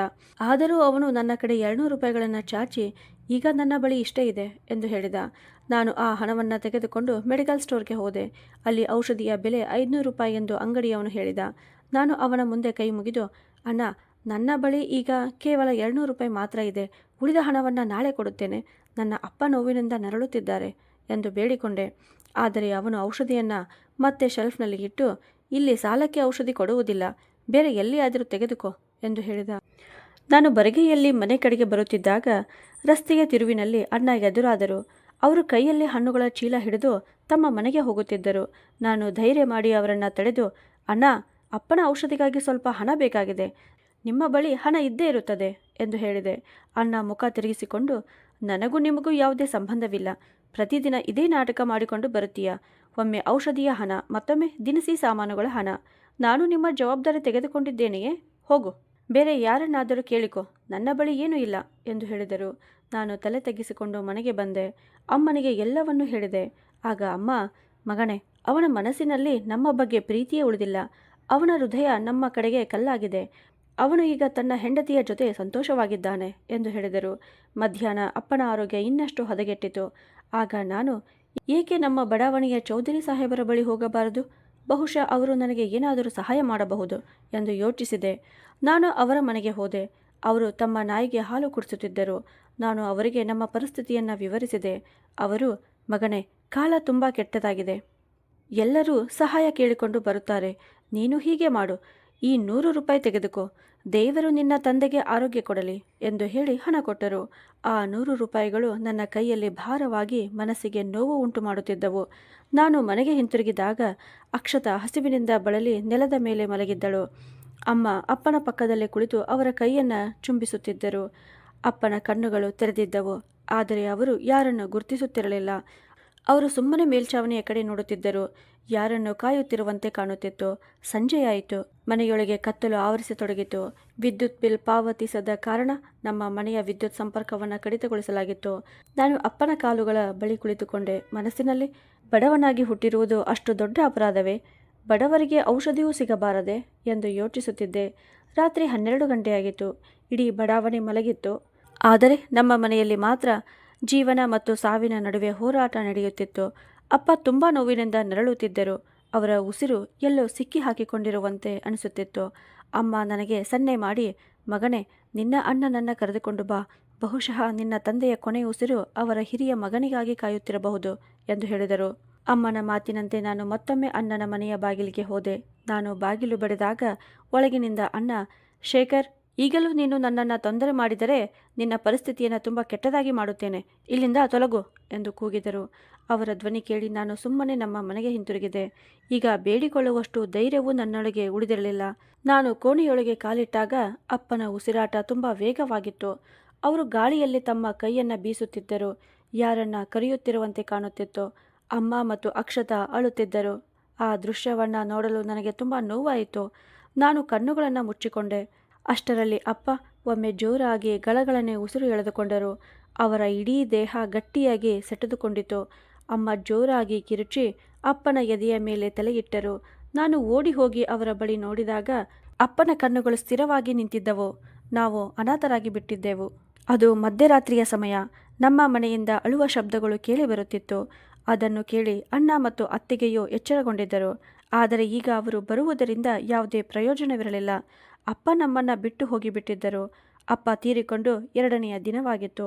ಮನೆಯ ಅಂಗಳದಲ್ಲಿ ಸಂಪೂರ್ಣ ಮೌನ ಆವರಿಸಿತ್ತು. ನಮ್ಮ ಮನೆಗೆ ಗುಂಪಾಗಿ ಬಂದಿದ್ದ ಬಡಾವಣೆಯ ಜನರು ಈಗ ಒಬ್ಬೊಬ್ಬರಾಗಿ ತಮ್ಮ ಕೆಲಸಗಳಿಗೆ ಹೋಗಿಬಿಟ್ಟಿದ್ದರು. ಮನೆಯಲ್ಲಿ ಈಗ ಅಮ್ಮ ಮತ್ತು ನನ್ನ ಚಿಕ್ಕ ತಂಗಿ ಮಾತ್ರ ಇದ್ದರು. ಅಕ್ಷತಾ ಹಸಿವಿನಿಂದ ಪದೇ ಪದೇ ಅಡಿಗೆ ಮನೆಗೆ ಹೋಗುತ್ತಿದ್ದಳು. ಆದರೆ ಖಾಲಿ ಪಾತ್ರೆಗಳನ್ನು ನೋಡಿ ಮತ್ತೆ ವಾಪಸ್ ಬರುತ್ತಿದ್ದಳು. ಅಮ್ಮ ಈಗ ವಿಧವೆಯಾಗಿದ್ದರು. ಒಂದು ಮೂಲೆಯಲ್ಲಿ ಕುಳಿತುಕೊಂಡು ಸುಮ್ಮನೆ ಅಳುತ್ತಿದ್ದರು. ಅಕ್ಷತಾ ನನ್ನ ಬಳಿ ಬಂದು, ಅಣ್ಣ, ಹೊಟ್ಟೆಯಲ್ಲಿ ಇಲಿಗಳು ಓಡಾಡುತ್ತಿರುವಂತಿದೆ, ತಿನ್ನಲು ಏನಾದರೂ ಕೊಡು ಎಂದು ಹೇಳಿದಳು. ನಾನು ಅಡಿಗೆ ಮನೆಗೆ ಹೋಗಿ ನೋಡಿದೆ. ಹಿಟ್ಟಿನ ಡಬ್ಬಿ ಸಂಪೂರ್ಣ ಖಾಲಿಯಾಗಿತ್ತು. ನಾನು ಅದನ್ನು ತಲೆ ಕೆಳಗಾಗಿ ಮಾಡಿ ಚೆನ್ನಾಗಿ ಕೊಡವಿದಾಗ ಸ್ವಲ್ಪ ಮಣ್ಣಿನ ಧೂಳಿನಂಥದ್ದು ಮಾತ್ರ ಹೊರಬಂತು. ಅಮ್ಮ ಮೆಲ್ಲಗೆ, ಮಗನೇ, ನಿನ್ನ ತಂದೆಯ ಕಾಯಿಲೆ ಸಮಯದಲ್ಲಿ ನಮ್ಮಲ್ಲಿದ್ದ ಎಲ್ಲವೂ ಖರ್ಚಾಗಿ ಹೋಗಿದೆ. ಮನೆಯಲ್ಲಿ 1 ರೂಪಾಯಿಯೂ ಇಲ್ಲ. ನೀನು ಹೀಗೆ ಮಾಡು, ನಿನ್ನ ಅಣ್ಣನ ಬಳಿ ಹೋಗಿ ಈಗ ಕೇವಲ 1 ಅಥವಾ 2 ಕಿಲೋ ಹಿಟ್ಟನ್ನಾದರೂ ಕೊಡಿರಿ ಎಂದು ಕೇಳು. ನಾಳೆ ನಾನು ಯಾರಿಂದಾದರೂ ಸಾಲ ಪಡೆದು ಅದರ ಹಣವನ್ನು ವಾಪಸ್ ಕೊಡುತ್ತೇನೆ ಎಂದು ಹೇಳಿದರು. ಅಣ್ಣನ ಬಳಿ ಹೋಗಲು ನನಗೆ ಭಯವಾಗುತ್ತಿತ್ತು. ಏಕೆಂದರೆ ಅಪ್ಪನ ಕೊನೆಯ ಸಮಯದಲ್ಲಿಯೂ ಅಣ್ಣನ ವರ್ತನೆ ಬದಲಾಗಿರಲಿಲ್ಲ. ಆದರೆ ನನ್ನ ತಂಗಿಯ ಒಣಗಿ ಹೋಗಿದ್ದ ಮುಖವನ್ನು ನೋಡಿ ನಾನು ಹೇಗೋ ಧೈರ್ಯ ಮಾಡಿಕೊಂಡು ಅಣ್ಣನ ಮನೆಯ ಕಡೆ ಹೋದೆ. ಅಣ್ಣ ಅಂಗಳದಲ್ಲಿ ಆರಾಮವಾಗಿ ಕುಳಿತು ಕಾಫಿ ಕುಡಿಯುತ್ತಿದ್ದರು. ನಾನು ಅವರ ಹತ್ತಿರ ಹೋದಾಗ ಅವರು ಉತ್ತರಿಸುವ ಬದಲು ನನ್ನನ್ನು ಗಮನವಾಗಿ ನೋಡಿದರು. ನಂತರ, ಏನು ತೆಗೆದುಕೊಳ್ಳಲು ಬಂದಿದ್ದೀಯಾ ಎಂದು ಕೇಳಿದರು. ನಾನು ತಲೆ ತಗ್ಗಿಸಿ, ಅಣ್ಣ, ನಿಮಗೆ ನಮ್ಮ ಮೇಲೆ ಸ್ವಲ್ಪವೂ ಪ್ರೀತಿ ಉಳಿದಿಲ್ಲ. ನೀವು ನಮ್ಮನ್ನು ಎಷ್ಟು ಪರಕೀಯರನ್ನಾಗಿ ಮಾಡಿದ್ದೀರಿ ಎಂದರೆ ಹಸಿವಿನಿಂದ ಬಳಲುತ್ತಿರುವ ನಮ್ಮ ಮುಖಗಳು ನಿಮಗೆ ಕಾಣಿಸುತ್ತಿಲ್ಲ. ಅಪ್ಪ ಕೂಡ ನಿಮ್ಮನ್ನು ನೆನಪಿಸಿಕೊಂಡು ನರಳುತ್ತಾ ನರಳುತ್ತಾ ತೀರಿಕೊಂಡರು. ನೀವು ಬಯಸಿದ್ದರೆ ಅವರನ್ನು ಉಳಿಸಬಹುದಿತ್ತು. ಆದರೆ ಏನು ಮಾಡಲಾಗುವುದಿಲ್ಲ. ಅವರ ಜೀವನ ಇಷ್ಟೇ ಎಂದು ಬರೆದಿತ್ತು ಎಂದು ಹೇಳಿದೆ. ಅಣ್ಣ ತಮ್ಮ ಕೈಯಲ್ಲಿದ್ದ ಕಪ್ಪನ್ನು ಮೇಜಿನ ಮೇಲೆ ಇಟ್ಟು ಕೋಪದಿಂದ ಕೂಗಿದರು. ನೀನು ತುಂಬ ಸೊಕ್ಕಿನವನಾಗಿ ಬಿಟ್ಟಿದ್ದೀಯಾ? ದೊಡ್ಡವರೊಂದಿಗೆ ಹೇಗೆ ಮಾತನಾಡಬೇಕು ಎಂದು ನಿನಗೆ ಗೊತ್ತಿಲ್ಲವೇ? ಅಮ್ಮ ಅಪ್ಪ ನಿನಗೆ ಇದನ್ನೇ ಕಲಿಸಿದ್ದಾರಾ? ಇದು ನನ್ನ ಮನೆ, ಧರ್ಮಶಾಲೆಯಲ್ಲ. ಮನಸ್ಸಿಗೆ ಬಂದಾಗಲೆಲ್ಲ ಇಲ್ಲಿಗೆ ಬಂದು ಬಿಡುತ್ತೀಯ.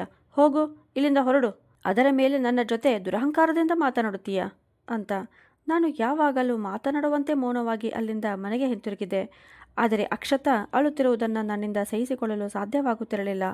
ಸ್ವಲ್ಪ ಸಮಯದ ನಂತರ ಮನೆಗೆ ಬಂದಾಗ, ಅಮ್ಮ, ಮಗನೇ, ಮತ್ತೊಮ್ಮೆ ನಿನ್ನ ಅಣ್ಣನ ಬಳಿ ಹೋಗು. ಏನಾದರೂ ಅವನ ಹೃದಯ ಕರಗಬಹುದು. ನಮ್ಮನ್ನು ನೋಡಿ ಸ್ವಲ್ಪವಾದರೂ ಕರುಣೆ ಬಂದು ಸಾಲವಾಗಿ ಏನಾದರೂ ಕೊಡು ಎಂದು ಕೇಳು ಎಂದು ಹೇಳಿದರು. ನಾನು ಮತ್ತೆ ಅಣ್ಣನ ಮನೆಗೆ ಹೋದಾಗ ಅಣ್ಣ ಅತ್ತಿಗೆಯ ಜೊತೆ ಕುಳಿತು ಮಾತನಾಡುತ್ತಿದ್ದರು. ನನ್ನನ್ನು ನೋಡಿದ ತಕ್ಷಣ ಅವರಿಬ್ಬರು ನಗಲು ಶುರು ಮಾಡಿದರು. ಆಗ ಅಣ್ಣ, ನೀನು ಮತ್ತೆ ಬಂದೆಯಾ ಎಂದು ಕೇಳಿದರು. ಅದಕ್ಕೆ ನಾನು, ಅಣ್ಣ, ದಯವಿಟ್ಟು ನನಗೆ ಸ್ವಲ್ಪ ಊಟ ಕೊಡಿ, ಇಲ್ಲವೇ ಸ್ವಲ್ಪ ಹಣವನ್ನಾದರೂ ಸಾಲವಾಗಿ ಕೊಡಿ. ನಾನು ನಿಮ್ಮ ಸಾಲವನ್ನು ತೀರಿಸುತ್ತೇನೆ.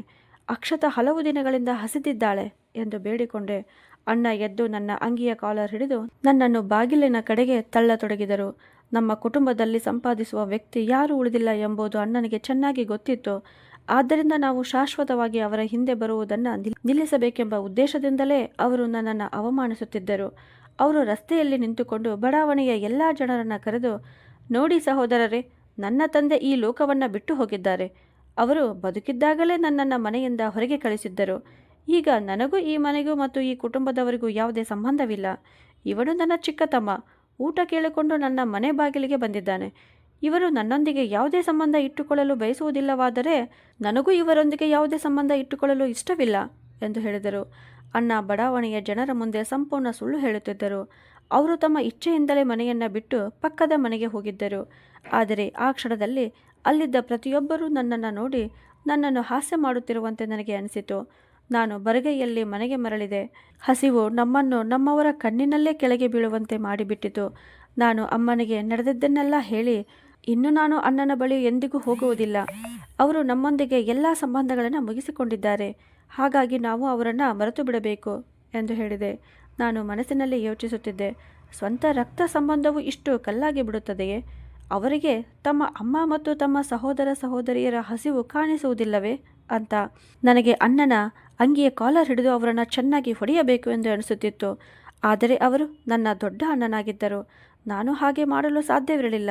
ನಾನು ಯೋಚಿಸಿದೆ, ಅಣ್ಣನ ಬಳಿ ಸಹಾಯ ಸಿಗದಿದ್ದರೂ ಬಡಾವಣೆಯವರಾದರೂ ಸಹಾಯ ಮಾಡಬಹುದು. ಅವರು ಅಪ್ಪನ ಸ್ನೇಹಿತರಾಗಿದ್ದರು ಅಂತ. ಹೇಗೋ ಧೈರ್ಯ ಮಾಡಿಕೊಂಡು ಎದುರಿನ ಮನೆಯ ರಸ್ತೋಗಿ ಅವರ ಮನೆಗೆ ಹೋದೆ. ಅವರ ಬಾಗಿಲನ್ನು ಬಡಿದೆ. ಅಪ್ಪ ಯಾವಾಗಲೂ ರಸ್ತೋಗಿ ಅವರ ಬಗ್ಗೆ ಒಳ್ಳೆಯ ಮಾತುಗಳನ್ನೇ ಹೇಳುತ್ತಿದ್ದರು. ಅವರ ಮಗ ಬಾಗಿಲು ತೆರೆದನು. ನಾನು ತಲೆ ತಗ್ಗಿಸಿ, ಅಣ್ಣ, ನಮ್ಮ ಮನೆಯಲ್ಲಿ ತುಂಬ ಕಷ್ಟದ ಪರಿಸ್ಥಿತಿ ಇದೆ, ಸ್ವಲ್ಪ ಊಟ ಸಿಗಬಹುದೇ ಎಂದು ಕೇಳಿದೆ. ಅವನು ಒಳಗೆ ಹೋಗಿ ತನ್ನ ತಂದೆಯನ್ನು ಕರೆದನು. ರಸ್ತೋಗಿ ಅವರು ಹೊರಗೆ ಬಂದರು. ನನ್ನನ್ನು ನೋಡಿದ ತಕ್ಷಣ ಅವರ ಹಣೆಯಲ್ಲಿ ನೆರಿಗೆ ಮೂಡಿತು. ಆಗ ಅವರು, ಸ್ವಂತ ಅಣ್ಣನೊಂದಿಗೆ ಸಂಬಂಧ ಇಟ್ಟುಕೊಳ್ಳುವುದಿಲ್ಲ, ಅವನನ್ನೇ ಕೆಟ್ಟವನಂತೆ ತೋರಿಸಿದ್ದೀಯಾ? ಈಗ ನಮ್ಮನ್ನು ಕೆಟ್ಟವರನ್ನಾಗಿ ಮಾಡುವ ಉದ್ದೇಶವೇ? ಎಲ್ಲ ವಸ್ತುಗಳ ಬೆಲೆ ತುಂಬ ಹೆಚ್ಚಾಗಿದೆ, ಬೇರೆ ಎಲ್ಲಿಯಾದರೂ ನೋಡಿಕೋ ಎಂದು ಹೇಳಿದರು. ಅಷ್ಟು ಹೇಳಿ ಅವರು ನನ್ನ ಮುಖದ ಮುಂದೆ ಬಾಗಿಲನ್ನು ಮುಚ್ಚಿಬಿಟ್ಟರು. ಯಾರೋ ನನ್ನ ಕೆನ್ನೆಗೆ ಬಲವಾಗಿ ಹೊಡೆದಂತಾಯಿತು. ನಾನು 3ನೇ ಮನೆಗೆ ಹೋದೆ. ಅಲ್ಲಿಯೂ ಅವರು ಸಹಾಯ ಮಾಡಲು ನಿರಾಕರಿಸಿದರು. ನಮ್ಮ ಬಳಿ ಏನೂ ಇಲ್ಲ ಎಂದು ಹೇಳಿದರು. ನಾನು ಬರಿಗೈಯಲ್ಲಿ ಮನೆಗೆ ಬಂದಾಗ ಅಂಗಳದಲ್ಲಿ ಅದೇ ಮೌನ ಆವರಿಸಿತ್ತು. ಅಕ್ಷತಾ ಹಸಿವಿನಿಂದ ಬಳಲಿ ನಿಶ್ಶಕ್ತಳಾಗಿ ಬಿದ್ದಿದ್ದಳು. ಅಮ್ಮ ನನ್ನನ್ನು ನೋಡಿದ ತಕ್ಷಣ ಅವರ ಕಣ್ಣುಗಳಿಂದ ಕಣ್ಣೀರು ಹರಿಯಿತು. ನನಗೆ ಎಲ್ಲಿಯೂ ಏನೂ ಸಿಗಲಿಲ್ಲ ಎಂಬುದು ಅವರಿಗೆ ಅರ್ಥವಾಗಿತ್ತು. ನಾನು ನನ್ನ ತಲೆಯನ್ನು ಅಮ್ಮನ ಮೊಣಕಾಲುಗಳ ಮೇಲೆ ಇಟ್ಟುಕೊಂಡು ಬಿಕ್ಕಿ ಬಿಕ್ಕಿ ಅಳತೊಡಗಿದೆ. ಅಮ್ಮ, ಈ ಜಗತ್ತಿನಲ್ಲಿ ಬಡವನಿಗೆ ಯಾರೂ ಇಲ್ಲ. ಸ್ವಂತ ಅಣ್ಣನೇ ನಮ್ಮೊಂದಿಗೆ ಮುಖ ತಿರುಗಿಸಿಕೊಂಡು ಬಿಟ್ಟಿದ್ದಾನೆ. ಹಾಗಿರುವಾಗ ಹೊರಗಿನವರನ್ನು ದೂರುವುದರಿಂದ ಏನು ಪ್ರಯೋಜನ ಎಂದು ಹೇಳಿದೆ. ಆಗ ಅಮ್ಮ ಅಳುತ್ತಲೇ, ಮಗನೇ, ಧೈರ್ಯ ಕಳೆದುಕೊಳ್ಳಬಾರದು. ದೇವರು ಖಂಡಿತವಾಗಿಯೂ ಯಾವುದಾದರೂ ಒಂದು ದಾರಿ ತೋರಿಸುತ್ತಾನೆ ಎಂದು ಹೇಳಿದರು. ನನ್ನ ಅಸಹಾಯಕತೆಯನ್ನು ನೆನೆದು ನನಗೆ ಅಳು ಬರುತ್ತಿತ್ತು.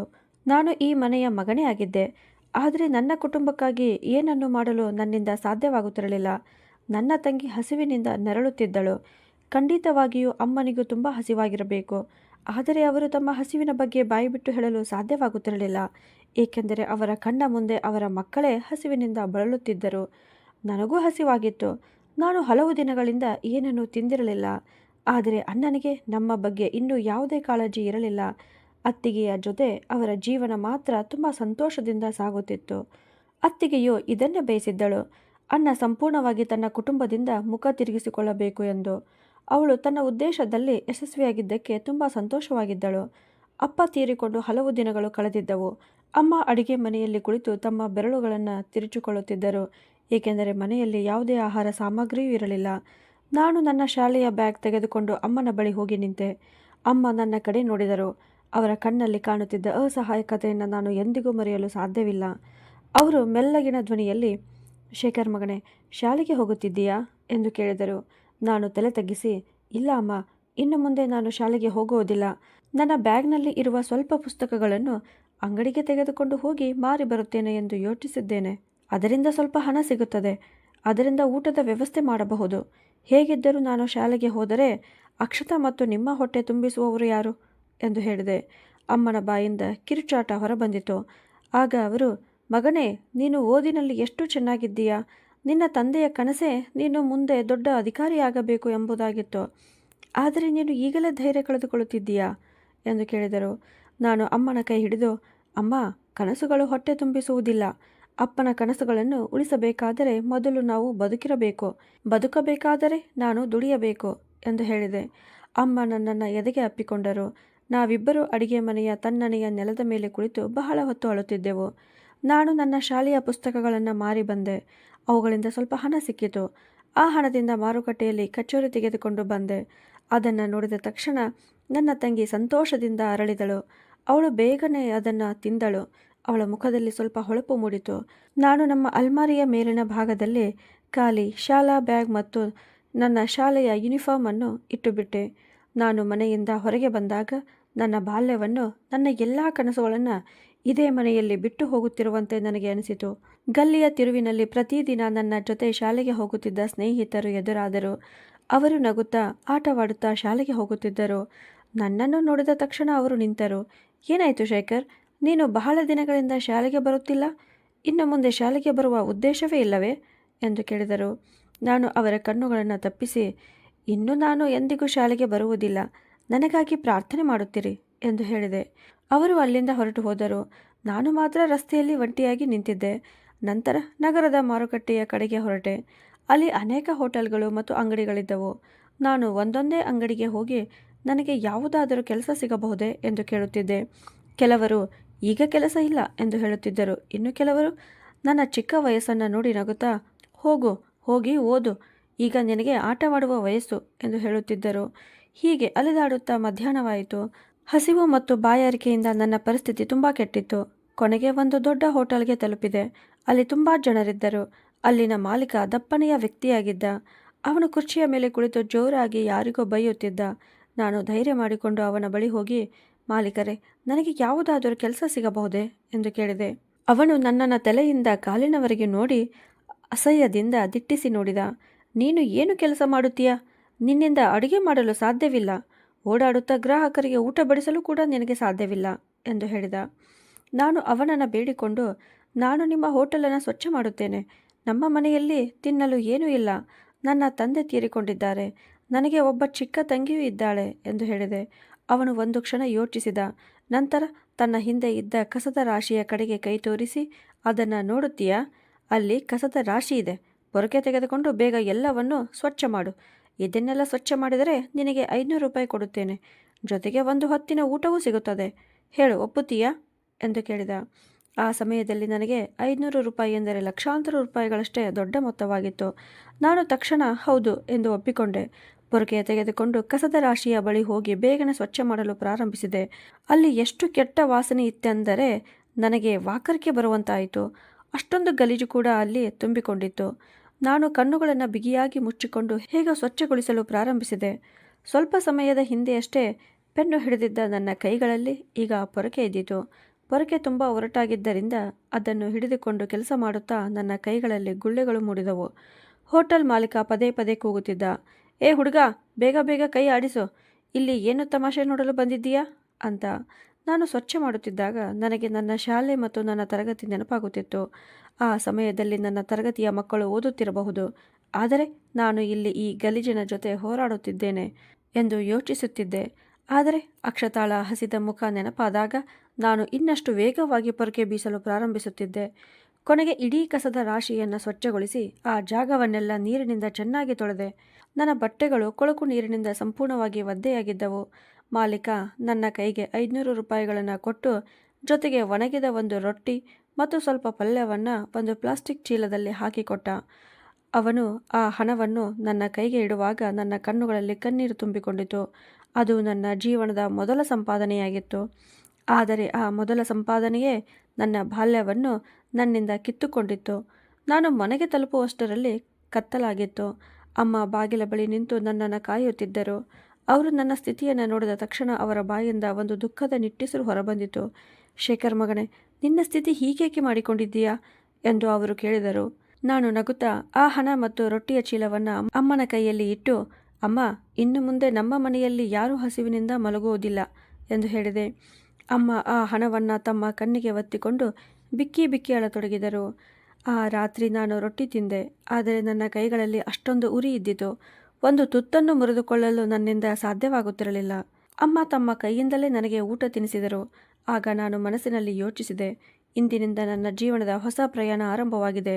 ಇನ್ನು ಮುಂದೆ ನನ್ನ ಕೈಯಲ್ಲಿ ಪೆನ್ನಿರುವುದಿಲ್ಲ, ಬದಲಾಗಿ ಪೊರಕೆ ಇರುತ್ತದೆ ಅಂತ. ಹೌದು, ನನ್ನ ಹೊಸ ಪ್ರಯಾಣ ನಿಜವಾಗಿಯೂ ಆರಂಭವಾಗಿತ್ತು. ಆದರೆ ಆ ಪ್ರಯಾಣದಲ್ಲಿ ನನ್ನ ಕೈಯಲ್ಲಿ ಪೆನ್ನಿನ ಬದಲು ಪೊರಕೆ ಇದ್ದಿತು. ಹೋಟೆಲ್ ಕೆಲಸಕ್ಕೆ ಸೇರಿದ ಮೊದಲ ವಾರವೇ ನನಗೆ ಅಂತಹ ಒಂದು ಪರೀಕ್ಷೆಯಾಯಿತು. ಅದು ನನ್ನ ಆತ್ಮವನ್ನೇ ದಣಿಯುವಂತೆ ಮಾಡಿತು. ಪ್ರತಿದಿನ ಬೆಳಗ್ಗೆ ಸರಿಯಾಗಿ ಬೆಳಕು ಮೂಡುವುದಕ್ಕೂ ಮುಂಚೆಯೇ ಕಣ್ಣುಗಳಲ್ಲಿ ನಿದ್ದೆ ತುಂಬಿಕೊಂಡು ನಾನು ಹೋಟೆಲ್ ಕಡೆಗೆ ಓಡುತ್ತಿದ್ದೆ. ಏಕೆಂದರೆ ನಾನು 5 ನಿಮಿಷ ತಡವಾದರೂ ಹೋಟೆಲ್ ಮಾಲೀಕ ಇಡೀ ಮಾರುಕಟ್ಟೆಯ ಮುಂದೆ ನನಗೆ ಬೈಯಲು ಶುರು ಮಾಡುತ್ತಿದ್ದ. ಆ ವ್ಯಕ್ತಿ ಮನುಷ್ಯನಲ್ಲ, ಬದಲಾಗಿ ಒಬ್ಬ ಕಟುಕನಂತಿದ್ದ. ನಾನು ಕೇವಲ 14 ವರ್ಷದ ಅನಾಥ ಹುಡುಗ ಎಂಬುದರಿಂದ ಅವನಿಗೆ ಯಾವುದೇ ವ್ಯತ್ಯಾಸವಾಗುತ್ತಿರಲಿಲ್ಲ. ಅವನಿಗೆ ನಾನು ಕೇವಲ ಒಂದು ಯಂತ್ರವಾಗಿದ್ದೆ. ನನ್ನ ಕೆಲಸ ಸ್ವಚ್ಛಗೊಳಿಸುವುದು ಮತ್ತು ಗ್ರಾಹಕರು ತಿಂದು ಬಿಟ್ಟ ಆಹಾರದ ಎಂಜಲುಗಳನ್ನು ಸ್ವಚ್ಛ ಮಾಡುವುದು ಮಾತ್ರವಾಗಿತ್ತು. ಹೋಟೆಲ್ನ ಹಿಂಭಾಗದಲ್ಲಿ ಒಂದು ಚಿಕ್ಕ ಜಾಗವಿತ್ತು. ಅಲ್ಲಿ ಚರಂಡಿಯ ಕೊಳಕು ನೀರು ಸಂಗ್ರಹವಾಗುತ್ತಿತ್ತು. ನಾನು ಅಲ್ಲಿಯೇ ಕುಳಿತು ಮಧ್ಯಾಹ್ನದ ಊಟ ಮಾಡುತ್ತಿದ್ದೆ. ಬಹಳಷ್ಟು ಜನರು ನನ್ನನ್ನು ನೋಡುತ್ತಿದ್ದರು. ನನ್ನ ಕೈಗಳು ನೋವಿನಿಂದ ತುಂಬಿರುತ್ತಿದ್ದವು. ಆ ಗಾಯಗಳಿಗಿರುವ ಕೈಗಳಿಂದ ದೊಡ್ಡ ಪೊರಕೆಯನ್ನು ಹಿಡಿದು ಸ್ವಚ್ಛಗೊಳಿಸುವಾಗ ಕೆಲವೊಮ್ಮೆ ನನಗೆ ತುಂಬ ನೋವಾಗುತ್ತಿತ್ತು. ಆಗ ನನ್ನ ಕಣ್ಣುಗಳಿಂದ ಕಣ್ಣೀರು ಬರುತ್ತಿತ್ತು. ನನ್ನಿಂದ ಸರಿಯಾದ ಕೆಲಸವೂ ಮಾಡಲು ಸಾಧ್ಯವಾಗುತ್ತಿರಲಿಲ್ಲ. ಮಾಲೀಕ ಪದೇ ಪದೇ, ಏ ಶೇಖರ್, ಬೇಗ ಬೇಗ ಕೆಲಸ ಮಾಡು ಎಂದು ಕೂಗುತ್ತಿದ್ದ. ಒಂದು ದಿನ ನಾನು ಸ್ವಚ್ಛಗೊಳಿಸುತ್ತಿದ್ದಾಗಲೇ ಏಕಾಏಕಿ ನೆಲಕ್ಕೆ ಬಿದ್ದು ಬಿಟ್ಟೆ. ನನ್ನ ಬಟ್ಟೆಗಳೆಲ್ಲ ಕೊಳಕಾದವು. ನನ್ನ ಜೊತೆ ಬಿದ್ದ ಕಾರಣ ಹತ್ತಿರದಲ್ಲಿದ್ದ ಕೆಲವು ಪಾತ್ರೆಗಳು ಒಡೆದು ಹೋದವು. ಅವು ಒಡೆಯುವ ಶಬ್ದ ದೂರದವರೆಗೂ ಕೇಳಿಸಿತು. ಅಷ್ಟರಲ್ಲಿ ಅಲ್ಲೆಲ್ಲ ಇದ್ದಕ್ಕಿದ್ದಂತೆ ಮೌನ ಆವರಿಸಿತು. ಮಾಲೀಕನ ಮುಖ ಕೋಪದಿಂದ ಕೆಂಪಾಯಿತು. ಅವನು ತನ್ನ ಕುರ್ಚಿಯಿಂದ ಎದ್ದು ಕೋಪದಿಂದ ನನ್ನ ಕಡೆಗೆ ಬಂದನು. ಎಲ್ಲ ಗ್ರಾಹಕರ ಮುಂದೆಯೇ ನನ್ನ ಅಂಗಿಯ ಕಾಲರ್ ಹಿಡಿದು ನನಗೆ ಬಲವಾಗಿ ಒಂದು ಏಟು ಹೊಡೆದನು. ನೀಚನೆ, ಇದು ನಿನ್ನ ತಂದೆಯ ಆಸ್ತಿ ಏನೋ? ಈ ಪಾತ್ರೆಗಳು ಎಷ್ಟು ದುಬಾರಿ ಎಂದು ನಿನಗೆ ಗೊತ್ತೇ ಎಂದು ಕೂಗಿದ. ನಾನು ಅಳುತ್ತಾ, ಮಾಲೀಕರೇ, ನನ್ನಿಂದ ತಪ್ಪಾಯಿತು. ನನ್ನ ಕಾಲು ಜಾರಿತು. ನಾನು ಬೇಕೆಂದೇ ಬಿದ್ದಿಲ್ಲ. ನನಗೂ ಸ್ವಲ್ಪ ಗಾಯವಾಗಿದೆ ಎಂದು ಹೇಳಿದೆ. ಆದರೆ ಅವನು ನನ್ನ ಮಾತನ್ನು ಕೇಳಲೇ ಇಲ್ಲ. ಅವನು, ಇವತ್ತಿನ ನಿನ್ನ ಕೂಲಿ ಕಟ್ ಮಾಡುತ್ತೇನೆ, ಉಳಿದ ಹಣವನ್ನು ನಿನ್ನ ಸಂಬಳದಿಂದ ಕಡಿತ ಮಾಡುತ್ತೇನೆ ಎಂದು ಹೇಳಿದ. ನಾನು ಇಡೀ ದಿನ ಹಸಿವಿನಿಂದ ಮತ್ತು ಬಾಯಾರಿಕೆಯಿಂದ ಅಲ್ಲಿಯೇ ಕೆಲಸ ಮಾಡಿದೆ. ರಾತ್ರಿ ಮನೆಗೆ ಹೋದಾಗ ನನ್ನ ಬಳಿ 1 ರೂಪಾಯಿಯೂ ಇರಲಿಲ್ಲ. ನನ್ನ ಊದಿಕೊಂಡಿದ್ದ ಕೆನ್ನೆಯನ್ನು ನೋಡಿದ ತಕ್ಷಣ ಅಮ್ಮನಿಗೆ ತುಂಬ ನೋವಾಯಿತು. ಅವರು ನನ್ನನ್ನು ಅಪ್ಪಿಕೊಂಡು, ಶೇಖರ್ ಮಗನೇ, ಏನಾಯಿತು ಎಂದು ಕೇಳಿದರು. ನಾನು ಸುಳ್ಳು ಹೇಳಿ, ಅಮ್ಮ, ನಾನು ಬಿದ್ದೆ ಎಂದು ಹೇಳಿದೆ. ಆದರೆ ಅಮ್ಮ ಎಲ್ಲವನ್ನ ಅರ್ಥ ಮಾಡಿಕೊಂಡಿದ್ದರು. ಅವರು, ಮಗನೇ, ನಿನ್ನ ದೊಡ್ಡ ಅಣ್ಣನ ಬಗ್ಗೆ ನಿನ್ನ ತಂದೆಗೆ ತುಂಬ ನಿರೀಕ್ಷೆಗಳಿದ್ದವು. ಆದರೆ ಅವನು ಒಂದೇ ಒಂದು ನಿರೀಕ್ಷೆಯನ್ನು ಈಡೇರಿಸಲಿಲ್ಲ. ಆದರೆ ನೀನು, ನಿನ್ನ ಬಾಲ್ಯವೇ ಹಾಳಾಗಿ ಹೋಗಿದೆ. ನಿನ್ನ ಅಮ್ಮ ಮತ್ತು ತಂಗಿಯ ಹೊಟ್ಟೆ ತುಂಬಿಸಲು ನೀನು ಏನೇನು ಮಾಡುತ್ತಿದ್ದೀಯಾ? ದೇವರು ನಿನ್ನನ್ನು ಯಾವಾಗಲೂ ಕಾಪಾಡುತ್ತಾನೆ. ನಿನ್ನ ಪರಿಶ್ರಮವನ್ನು ದೇವರು ಎಂದಿಗೂ ವ್ಯರ್ಥವಾಗಲು ಬಿಡುವುದಿಲ್ಲ ಮಗನೇ ಎಂದು ಹೇಳಿದರು. ಆ ದಿನ ಅಮ್ಮ ನನಗೆ ಅಳುತ್ತಾ ಮನಸ್ಸಿನಿಂದ ತುಂಬಿದ ಆಶೀರ್ವಾದಗಳನ್ನು ನೀಡಿದರು. ನಂತರ ಅಳುತ್ತಲೇ ಅಡಿಗೆ ಮನೆಗೆ ಹೋದರು. ನನಗಾಗಿ ತಣ್ಣನೆಯ ನೀರನ್ನು ತಂದು ನನ್ನ ಗಾಯಗಳಿಗೆ ಶಾಖ ಕೊಟ್ಟರು.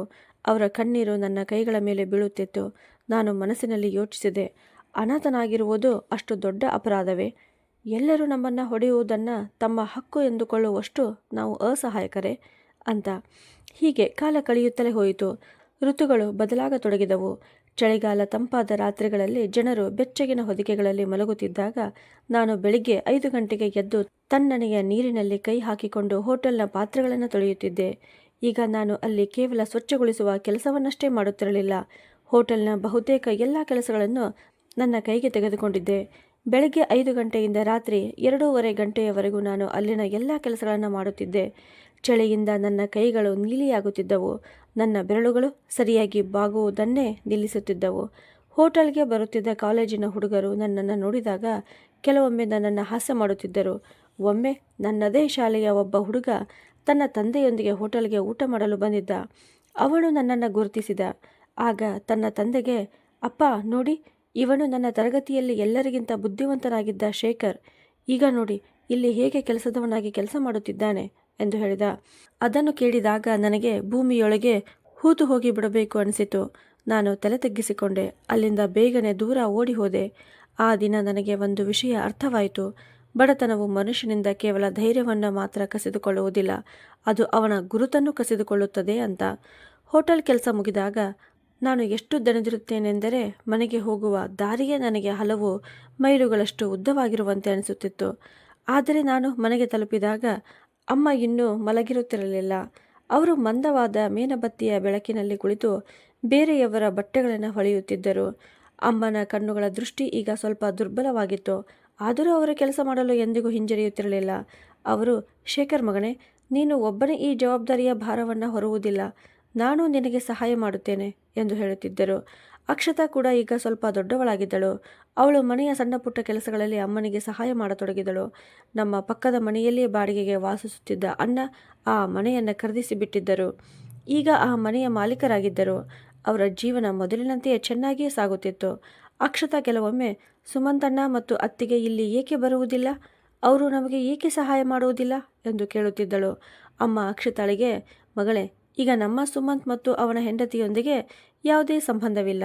ದೇವರು ನಮಗೆ ಎಷ್ಟು ಕೊಟ್ಟಿದ್ದಾನೋ ನಾವು ಅಷ್ಟರಲ್ಲೇ ಸಂತೋಷವಾಗಿದ್ದೇವೆ. ನಮಗೆ ಅವರ ಸಹಾಯದ ಅಗತ್ಯವಿಲ್ಲ ಎಂದು ಹೇಳುತ್ತಿದ್ದರು. ನನಗೆ ಒಂದು ದಿನ ನಡೆದ ಘಟನೆ ಇನ್ನೂ ನೆನಪಿದೆ. ಅಂದು ತುಂಬ ಮಳೆಯಾಗುತ್ತಿತ್ತು. ನಮ್ಮ ಮನೆಯ ಮೇಲ್ಛಾವಣಿಯಿಂದ ನೀರು ಸೋರುತ್ತಿತ್ತು. ನಾನು ಮೇಲ್ಛಾವಣಿಗೆ ಹೋಗಿ ಅಣ್ಣನನ್ನು ಕರೆದು, ಅಣ್ಣ, ನಮ್ಮ ಕೋಣೆಯೊಳಗೆ ನೀರು ತುಂಬುತ್ತಿದೆ, ನೀವು ಸ್ವಲ್ಪ ಪ್ಲಾಸ್ಟಿಕ್ ಶೀಟ್ ಕೊಟ್ಟರೆ ತುಂಬ ಉಪಕಾರವಾಗುತ್ತದೆ ಎಂದು ಕೇಳಿದ್ದೆ. ಅಣ್ಣ ಹಿಂದೆ ಸರಿದುಕೊಂಡರು.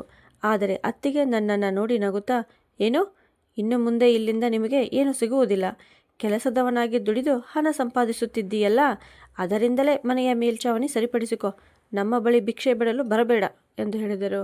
ಆ ಕ್ಷಣವೇ ನಾನು ಒಂದು ನಿರ್ಧಾರ ಮಾಡಿಕೊಂಡೆ. ಒಂದು ದಿನ ನಾನು ಈ ಬಡತನದಿಂದ ಹೊರಬರುತ್ತೇನೆ. ಪರಿಶ್ರಮ ಎಂದಿಗೂ ವ್ಯರ್ಥವಾಗುವುದಿಲ್ಲ ಎಂಬುದನ್ನು ಇವರಿಗೆ ತೋರಿಸುತ್ತೇನೆ ಎಂದು ಮನಸ್ಸಿನಲ್ಲಿ ಪ್ರತಿಜ್ಞೆ ಮಾಡಿದೆ. ಕಾಲ ಎಂದಿಗೂ ಒಂದೇ ಜಾಗದಲ್ಲಿ ನಿಲ್ಲುವುದಿಲ್ಲ. 9 ವರ್ಷಗಳು ಕಳೆದು ಹೋಗಿದ್ದವು. ಆ 9 ವರ್ಷಗಳು ನನ್ನ ಜೀವನವನ್ನೇ ಬದಲಿಸಿಬಿಟ್ಟಿದ್ದವು. ಒಂದು ಕಾಲದಲ್ಲಿ ಹೋಟೆಲ್ನ ಆ ಕೊಳಕನ್ನು ಸ್ವಚ್ಛಗೊಳಿಸುತ್ತಾ ನಾನು ಸುರಿಸುತ್ತಿದ್ದ ಕಣ್ಣೀರಿಗೆ ದೇವರು ನನಗೆ ಪ್ರತಿಫಲ ನೀಡಿದ್ದ. ಈಗ ನಾನು ಈ ನಗರದ ಅತಿ ದೊಡ್ಡ ಹೋಟೆಲ್ನ ಮಾಲೀಕನಾಗಿದ್ದೆ. ನನ್ನ ಬಳಿ ಸ್ವಂತ ಕಾರು ಇದ್ದಿತು, ಸ್ವಂತ ಅದ್ದೂರಿಯ ಮನೆ ಇದ್ದಿತು. ಈಗ ಅಮ್ಮ ಬೇರೆಯವರ ಬಟ್ಟೆಗಳನ್ನು ಹೊಲಿಯುತ್ತಿರಲಿಲ್ಲ. ನನ್ನ ತಂಗಿ ಅಕ್ಷತಾಳ ಮದುವೆಯನ್ನು ನಾನು ತುಂಬ ಅದ್ಧೂರಿಯಾಗಿ ಮಾಡಿದ್ದೆ. ಆ ಹಳೆಯ ಮನೆ ಮತ್ತು ಆ ಬಡಾವಣೆಯನ್ನು ನಾನು ಬಹಳ ಹಿಂದೆಯೇ ಬಿಟ್ಟು ಬಿಟ್ಟಿದ್ದೆ. ಆದರೆ ನನ್ನ ಹೃದಯದ ಯಾವುದೋ ಒಂದು ಮೂಲೆಯಲ್ಲಿ ಆ ಹಳೆಯ ನೆನಪುಗಳು ಇಂದಿಗೂ ಹಾಗೇ ಹಸಿರಾಗಿದ್ದವು. ನಾನು ತುಂಬ ಪರಿಶ್ರಮ ಪಟ್ಟಿದ್ದೆ. ಕೊನೆಗೂ ನನ್ನ ಪರಿಶ್ರಮ ಫಲ ನೀಡಿತು. ನಾನು ಒಂದು ಸಣ್ಣ ಹೋಟೆಲ್ನಿಂದ ಹೊರಬಂದು ಮತ್ತೊಂದು ದೊಡ್ಡ ಹೋಟೆಲ್ನಲ್ಲಿ ಕೆಲಸಕ್ಕೆ ಸೇರಿದ್ದೆ. ಆ ಸಣ್ಣ ಹೋಟೆಲ್ನಲ್ಲಿ ನನ್ನ ಕೆಲಸಕ್ಕೆ ಯಾರೂ ಬೆಲೆ ಕೊಡುತ್ತಿರಲಿಲ್ಲ. ಆದರೆ ಆ ದೊಡ್ಡ ಹೋಟೆಲ್ನಲ್ಲಿ ನನ್ನ ಪರಿಶ್ರಮವನ್ನು ಗಮನಿಸಿದ ಮಾಲೀಕರು ನನ್ನ ಕೆಲಸವನ್ನು ಮೆಚ್ಚಿಕೊಂಡರು. ನಿಧಾನವಾಗಿ ಅವರು ನನ್ನನ್ನು ತಮ್ಮ ಬಲಗೈಯಂತೆ ಮಾಡಿಕೊಂಡರು. ನನ್ನ ಪರಿಶ್ರಮಕ್ಕೆ ಅವರು ನೀಡಿದ ದೊಡ್ಡ ಪ್ರತಿಫಲವೇನೆಂದರೆ ಅವರು ನನ್ನನ್ನು ತಮ್ಮ ಮಗನಂತೆ ಸ್ವೀಕರಿಸಿದರು ಮತ್ತು ತಮ್ಮ ಹೋಟೆಲ್ನ ಸಂಪೂರ್ಣ ಜವಾಬ್ದಾರಿಯನ್ನು ನನಗೆ ವಹಿಸಿದರು. ನಾನು ಆ ಹೋಟೆಲ್ ಮಾಲೀಕರೊಂದಿಗೆ 50-50 ಪಾಲುದಾರನಾಗಿದ್ದರೂ ಅವರು ಇಂದಿಗೂ ನನ್ನನ್ನು ತಮ್ಮ ಮಗನಂತೆ ನೋಡುತ್ತಾರೆ. ನನ್ನ ಪ್ರಾಮಾಣಿಕತೆ ಮತ್ತು ಪರಿಶ್ರಮವನ್ನು ಇಂದಿಗೂ ಹೊಗಳುತ್ತಾರೆ. ಒಂದು ಸಂಜೆ ನಾನು ನನ್ನ ಹೋಟೆಲ್ನ ಕಚೇರಿಯಲ್ಲಿ ಕುಳಿತು ಕೆಲವು ಫೈಲುಗಳನ್ನು ನೋಡುತ್ತಿದ್ದೆ. ಅಷ್ಟರಲ್ಲಿ ನನ್ನ ಮ್ಯಾನೇಜರ್ ಒಳಗೆ ಬಂದ. ಅವನ ಮುಖದಲ್ಲಿ ಚಿಂತೆ ಕಾಣಿಸುತ್ತಿತ್ತು. ಅವನು, ಸರ್, ಹೊರಗೆ ಒಬ್ಬ ವ್ಯಕ್ತಿ ಬಂದಿದ್ದಾನೆ. ಅವನು ತುಂಬ ಅನಾರೋಗ್ಯದಿಂದ ಬಳಲುತ್ತಿರುವಂತೆ ಕಾಣುತ್ತಿದ್ದಾನೆ. ಹೋಟೆಲ್ನಲ್ಲಿ ಯಾವುದಾದರೂ ಕೆಲಸ ಕೊಡಿ, ನಾನು ಏನು ಕೆಲಸವಾದರೂ ಮಾಡಲು ಸಿದ್ಧನಿದ್ದೇನೆ ಎಂದು ಹೇಳುತ್ತಿದ್ದಾನೆ. ನಾವು ಅವನನ್ನು ಹೊರಗೆ ಕಳುಹಿಸಲು ಪ್ರಯತ್ನಿಸಿದೆವು. ಆದರೆ ಅವನು ನಮ್ಮ ಸಿಬ್ಬಂದಿಯ ಹುಡುಗರ ಬಳಿ ಬೇಡಿಕೊಳ್ಳುತ್ತಿದ್ದಾನೆ. ತನಗೆ ಕೇವಲ ರಾತ್ರಿ ಉಳಿದಿರುವ ರೊಟ್ಟಿ ಕೊಟ್ಟರೂ ಸಾಕು ಎಂದು ಕೇಳುತ್ತಿದ್ದಾನೆ. ನಾನು ಅವನಿಗೆ ಬೇಡ ಎಂದು ಹೇಳಿದಾಗ ಅವನು ಅಳಲು ಪ್ರಾರಂಭಿಸಿದ ಎಂದು ಹೇಳಿದ. ನಾನು ಒಂದು ದೀರ್ಘ ಉಸಿರು ಬಿಟ್ಟು ಮ್ಯಾನೇಜರ್ಗೆ, ಅವನನ್ನು ಒಳಗೆ ಕರೆದುಕೊಂಡು ಬಾ ಎಂದು ಹೇಳಿದೆ. ಆ ವ್ಯಕ್ತಿ ನನ್ನ ಕಚೇರಿಯೊಳಗೆ ಬಂದಾಗ ಅವನ ಹೆಜ್ಜೆಗಳು ತಡವರಿಸುತ್ತಿದ್ದವು. ಅವನು ಹರಿದ ಹಳೆಯ ಬಟ್ಟೆಗಳನ್ನು ಧರಿಸಿದ್ದ. ಅವನ ಕೂದಲು ಸಂಪೂರ್ಣ ಬಿಳಿಯಾಗಿತ್ತು. ಅವನು ನಡುಗುತ್ತಿದ್ದ ಧ್ವನಿಯಲ್ಲಿ ಕೈ ಮುಗಿದು ನನಗೆ ನಮಸ್ಕಾರ ಮಾಡಿದನು. ಆ ಧ್ವನಿ ಕೇಳಿದ ತಕ್ಷಣ ನನ್ನ ಇಡೀ ದೇಹ ನಡುಗಿತು. ಆ ಧ್ವನಿಯನ್ನು ಸಾವಿರಾರು ಜನರ ನಡುವೆ ಇದ್ದರೂ ನಾನು ಗುರುತಿಸಬಲ್ಲೆ. ಅದು ನನ್ನ ಅಣ್ಣ ಸುಮಂತ್ ಅಣ್ಣನ ಧ್ವನಿಯಾಗಿತ್ತು. ತನ್ನ ತಂದೆಗೆ ಚಿಕಿತ್ಸೆ ಕೊಡಿಸಿದ ಅದೇ ಅಣ್ಣ, ಮನೆಯ ಜವಾಬ್ದಾರಿ ತೆಗೆದುಕೊಳ್ಳದ ಅದೇ ಅಣ್ಣ, ಅಮ್ಮನೊಂದಿಗೆ ಕೆಟ್ಟದಾಗಿ ಮಾತನಾಡಿದ ಅದೇ ಅಣ್ಣ, ತನ್ನ ಸ್ವಂತ ತಮ್ಮನನ್ನು ಮನೆಯಿಂದ ಹೊರಗೆ ತಳ್ಳಿದ ಅದೇ ಅಣ್ಣ, ತನ್ನ ತಂಗಿಯ ಹಸಿವಿನ ಬಗ್ಗೆಯೂ ಕಾಳಜಿ ವಹಿಸದ ಅದೇ ಅಣ್ಣ, ನನ್ನನ್ನು ಬೈದು ಅವಮಾನಿಸಿ ನನ್ನನ್ನು ಮನೆಯಿಂದ ಹೊರಗೆ ಕಳುಹಿಸಿದ ಅದೇ ಅಣ್ಣ. ಈಗ ಅವನು ತಲೆ ತಗ್ಗಿಸಿಕೊಂಡು ನಿಂತಿದ್ದ. ಅವನಿಗೆ ನಾನು ಯಾರೆಂಬುದು ತಿಳಿದಿರಲಿಲ್ಲ, ಏಕೆಂದರೆ ಈಗ ನಾನು ಯಶಸ್ವಿಯಾದ ಯುವಕನಾಗಿ ಬೆಳೆದಿದ್ದೆ.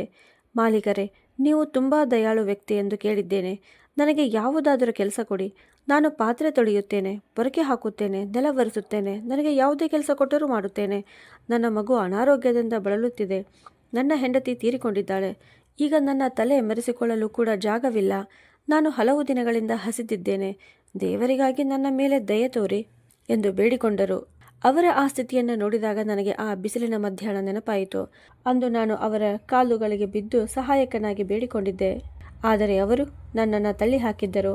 ಆ ಕ್ಷಣದಲ್ಲಿ ನನಗೂ ಅವರನ್ನೇ ತಳ್ಳಿ ಹೊರಗೆ ಕಳಿಸಿಬಿಡಬೇಕು ಅನಿಸಿತ್ತು. ನಾನು ಮೆಲ್ಲಗೆ, ಸುಮಂತಣ್ಣ, ನನ್ನನ್ನು ಗುರುತಿಸಿದ್ದೀರಾ ಎಂದು ಕೇಳಿದೆ. ಅವರು ಆಶ್ಚರ್ಯದಿಂದ ತಲೆ ಎತ್ತಿದರು. ತಮ್ಮ ಮಸುಕಾದ ಕಣ್ಣುಗಳಿಂದ ನನ್ನನ್ನು ಗಮನವಾಗಿ ನೋಡಿದರು. ನನ್ನ ಮುಖವನ್ನು ನೋಡಿದ ತಕ್ಷಣ ನನ್ನಲ್ಲಿ ತಮ್ಮ ಅಸಹಾಯಕನಾಗಿದ್ದ ಚಿಕ್ಕ ತಮ್ಮನ ಮುಖ ಅವರಿಗೆ ಕಾಣಿಸಿತು. ಅವರ ಮುಖದಲ್ಲಿ ಭಯ ಮತ್ತು ಪಶ್ಚಾತ್ತಾಪದ ಭಾವನೆ ಮೂಡಿತು. ನನ್ನನ್ನು ನೋಡಿದ ತಕ್ಷಣ ಅವರು ಬಿಕ್ಕಿ ಬಿಕ್ಕಿ ಅಳತೊಡಗಿದರು. ನನ್ನ ತಮ್ಮ, ನೀನು ಎಷ್ಟು ಚೆನ್ನಾಗಿ ಕಾಣುತ್ತಿದ್ದೀಯಾ. ನನ್ನನ್ನು ಕ್ಷಮಿಸು. ನಾನು ನಿಮ್ಮೆಲ್ಲರ ಜೊತೆ ತುಂಬ ಕೆಟ್ಟದಾಗಿ ನಡೆದುಕೊಂಡಿದ್ದೇನೆ. ನನ್ನ ತಂಗಿ ಎಲ್ಲಿದ್ದಾಳೆ? ನನ್ನ ಅಮ್ಮ ಎಲ್ಲಿದ್ದಾರೆ ಎಂದು ಕೇಳಿದರು. ಆಗ ನಾನು, ಈಗ ನಿಮಗೆ ನಿಮ್ಮ ಅಮ್ಮ ಮತ್ತು ತಂಗಿ ನೆನಪಾಗುತ್ತಿದ್ದಾರಾ? ನನ್ನ ಮೇಲೆ ನಿಮಗೆ ಸ್ವಲ್ಪವೂ ಕರುಣೆ ಬರಲಿಲ್ಲವೇ? ನಿಮ್ಮ ತಂದೆಯ ಮೇಲೆಯೂ ನಿಮಗೆ ಕರುಣೆ ಬರಲಿಲ್ಲವೇ? ಅವರಿಗೆ ನಿಮ್ಮ ಮೇಲೆ ಎಷ್ಟೊಂದು ನಿರೀಕ್ಷೆಗಳಿದ್ದವು ಗೊತ್ತೇ? ನೀನು ಚೆನ್ನಾಗಿ ಓದಿ ಜೀವನದಲ್ಲಿ ಯಶಸ್ವಿಯಾಗಿ ನಮ್ಮ ಕುಟುಂಬದ ಬಡತನವನ್ನು ದೂರ ಮಾಡಬೇಕು ಎಂದು ಅವರು ಬಯಸಿದ್ದರು. ಆದರೆ ನೀವು ಅವರ ಎಲ್ಲ ನಿರೀಕ್ಷೆಗಳನ್ನು ನಾಶ ಮಾಡಿಬಿಟ್ಟಿರಿ. ಅವರ ಮನಸ್ಸಿಗೆ ತುಂಬ ನೋವು ಕೊಟ್ಟಿರಿ ಎಂದು ಹೇಳಿದೆ. ಅದಕ್ಕೆ ಅಣ್ಣ, ನೀನು ಹೇಳುತ್ತಿರುವುದು ಸರಿಯಾಗಿದೆ. ನಾನು ನಿಮ್ಮೆಲ್ಲರ ಜೊತೆ ತುಂಬ ಕೆಟ್ಟದಾಗಿ ನಡೆದುಕೊಂಡೆ. ನಮ್ಮ ಸಂಬಂಧಗಳ ನಡುವೆ ನಾನು ಕಟ್ಟಿದ ಗೋಡೆಯೇ ಇಂದು ನನ್ನನ್ನು ಅದರ ಆಚೆಗೆ ಎಸೆದಿದೆ. ನಾನು ಸುಕನ್ಯಾಳ ಮಾತುಗಳನ್ನು ಕೇಳಿಕೊಂಡು ನಿಮ್ಮೆಲ್ಲರೊಂದಿಗಿನ ಸಂಬಂಧವನ್ನೇ ಮುರಿದುಕೊಂಡೆ. ಅವಳಿಗೂ ಒಳ್ಳೆಯದಾಗಲಿಲ್ಲ. ಅವಳು ತನ್ನ ಕರ್ಮದ ಶಿಕ್ಷೆಯನ್ನು ಈ ಲೋಕದಲ್ಲೇ ಅನುಭವಿಸಿ ಹೋಗಿದ್ದಾಳೆ. ನೀನು ಆ ಬಡಾವಣೆಯನ್ನು ಬಿಟ್ಟು ಹೋದ ಕೆಲವು ಸಮಯದ ನಂತರವೇ ಸುಕನ್ಯಾಳ ಆರೋಗ್ಯ ಹದಗೆಡತೊಡಗಿತು. ಆಗ ಅವಳು ತಾಯಿಯಾಗಲಿದ್ದಾಳೆ ಎಂದು ತಿಳಿಯಿತು. ಮಗು ಹುಟ್ಟಿದ ನಂತರವೂ ಅವಳ ಆರೋಗ್ಯ ಸರಿಯಾಗಲಿಲ್ಲ. ಮತ್ತೆ ಪರೀಕ್ಷೆ ಮಾಡಿಸಿದಾಗ ಅವಳಿಗೆ ಮೆದುಳಿನಲ್ಲಿ ಗಡ್ಡೆಗಿದೆ ಎಂದು ತಿಳಿಯಿತು. ಅವಳಿಗೆ ಪದೇ ಪದೇ ಸೆಳೆತ ಬರುತ್ತಿತ್ತು. ಅವಳಿಗೆ ತನ್ನ ನೆನಪೇ ಉಳಿಯುತ್ತಿರಲಿಲ್ಲ. ನಾನು ಅವಳಿಗೆ ತುಂಬ ಚಿಕಿತ್ಸೆ ಕೊಡಿಸಿದೆ. ಅವಳ ಚಿಕಿತ್ಸೆಯಲ್ಲಿ ನನ್ನಲ್ಲಿದ್ದ ಎಲ್ಲ ಹಣವೂ ಖರ್ಚಾಯಿತು. ಆದರೆ ಅವಳನ್ನು ಉಳಿಸಿಕೊಳ್ಳಲು ಸಾಧ್ಯವಾಗಲಿಲ್ಲ. ಈಗ ನನ್ನ ಬಳಿ 3 ವರ್ಷದ ಒಂದು ಮಗು ಇದೆ. ಅವನ ಹೊಟ್ಟೆ ತುಂಬಿಸಲು ನನ್ನ ಬಳಿ ಏನೂ ಇಲ್ಲ. ಹಲವು ದಿನಗಳಿಂದ ಅವನ ಆರೋಗ್ಯವೂ ಸರಿಯಿಲ್ಲ. ವೈದ್ಯರು ಸಮಯಕ್ಕೆ ಸರಿಯಾಗಿ ಚಿಕಿತ್ಸೆ ಸಿಗದಿದ್ದರೆ ಅವನು ಸಾಯಬಹುದು ಎಂದು ಹೇಳುತ್ತಿದ್ದಾರೆ. ನಾನು ಹಸಿದಿದ್ದೇನೆ, ಬಡವನಾಗಿದ್ದೇನೆ. ನನ್ನ ಮನೆಯನ್ನು ಕೂಡ ಮಾರಿಬಿಟ್ಟಿದ್ದೇನೆ. ಈಗ ನನ್ನ ಬಳಿ ವಾಸಿಸಲು ಕೂಡ ಯಾವುದೇ ಜಾಗವಿಲ್ಲ. ನನ್ನ ಮಗು ಆಸ್ಪತ್ರೆಯಲ್ಲಿ ಜೀವನ ಮತ್ತು ಸಾವಿನ ನಡುವೆ ಹೋರಾಡುತ್ತಿದೆ. ನನ್ನ ಕರ್ಮಗಳ ಶಿಕ್ಷೆ ನನಗೆ ಸಿಕ್ಕಿದೆ ಶೇಖರ್. ನನ್ನನ್ನು ಕ್ಷಮಿಸು, ನನಗೆ ಸಹಾಯ ಮಾಡು ಎಂದು ಹೇಳಿದರು. ಅಣ್ಣ ನನ್ನ ಕಾಲುಗಳ ಮೇಲೆ ತಲೆಯಿಟ್ಟು ಅಳುತ್ತಿದ್ದರು. ನಾನು ಅವರನ್ನು ಎಬ್ಬಿಸಿ ಕುರ್ಚಿಯ ಮೇಲೆ ಕೂರಿಸಿದೆ. ನಂತರ ಮ್ಯಾನೇಜರ್ಗೆ ಅವರಿಗೆ ಊಟ ತೆಗೆದುಕೊಂಡು ಬನ್ನಿ ಎಂದು ಹೇಳಿದೆ. ಮತ್ತು ನಾನು ಅಣ್ಣನಿಗೆ, ಅಣ್ಣ, ನಾನು ನಿಮ್ಮ ಮೇಲೆ ಸೇಡು ತೀರಿಸಿಕೊಳ್ಳುವುದಿಲ್ಲ. ಏಕೆಂದರೆ ನೀವು ನನ್ನ ಅಣ್ಣ. ನನ್ನ ತಂದೆ ನನಗೆ ಏನು ಕಲಿಸಿದ್ದಾರೋ ಅದನ್ನು ನಾನು ಮರೆತಿಲ್ಲ. ಆದರೆ ನೀವು ಎಲ್ಲವನ್ನ ಮರೆತಿದ್ದೀರಿ. ಸರಿ, ನಾನು ನಿಮಗೆ ಸಹಾಯ ಮಾಡಲು ಸಿದ್ಧನಿದ್ದೇನೆ ಎಂದು ಹೇಳಿದೆ. ಊಟ ಮಾಡಿದ ನಂತರ ಅಣ್ಣ ನನ್ನನ್ನು ತಮ್ಮ ಜೊತೆ ಆಸ್ಪತ್ರೆಗೆ ಕರೆದುಕೊಂಡು ಹೋದರು. ನನ್ನ ಪುಟ್ಟ ಅಣ್ಣನ ಮಗುವಿನ ಸ್ಥಿತಿ ತುಂಬ ಗಂಭೀರವಾಗಿತ್ತು. ನಾನು ಅವನಿಗೆ ಚಿಕಿತ್ಸೆ ಕೊಡಿಸಿದೆ. ನಂತರ ಅಣ್ಣ, ನಾನು ಅಮ್ಮನ ಮತ್ತು ಅಕ್ಷತಾಳ ಬಳಿಯೂ ಕ್ಷಮೆ ಕೇಳಬೇಕು ಎಂದು ಹೇಳಿದರು. ಅಕ್ಷತಾ ಆಗ ತನ್ನ ಗಂಡನ ಜೊತೆ ಸ್ವಿಟ್ಜರ್ಲ್ಯಾಂಡ್ಗೆ ಪ್ರವಾಸ ಹೋಗಿದ್ದಳು. ಅಣ್ಣನನ್ನು ನೋಡಿದಾಗ ಅಮ್ಮ ತುಂಬ ಕೋಪಗೊಂಡಿದ್ದರು. ಅವರ ಜೊತೆ ಮಾತನಾಡಲು ಕೂಡ ಅವರು ಇಷ್ಟಪಡಲಿಲ್ಲ. ಆದರೆ ಅಣ್ಣ ಕೂಡ ಕಷ್ಟದ ಪರಿಸ್ಥಿತಿಯಲ್ಲಿ ಸಿಲುಕಿಕೊಂಡಿದ್ದಾರೆ ಎಂಬುದು ಅಮ್ಮನಿಗೆ ತಿಳಿದಾಗ ಕೊನೆಗೆ ಅವರು ಅಣ್ಣನನ್ನು ಕ್ಷಮಿಸಿದರು. ಅಣ್ಣ ಇಂದಿಗೂ ತಾನು ಮಾಡಿದ ತಪ್ಪುಗಳ ಬಗ್ಗೆ ಪಶ್ಚಾತ್ತಾಪ ಪಡುತ್ತಾರೆ. ಆಗ ನನಗೆ ಅರ್ಥವಾಯಿತು, ದೇವರ ನ್ಯಾಯ ಹೀಗೇ ಇರುತ್ತದೆ.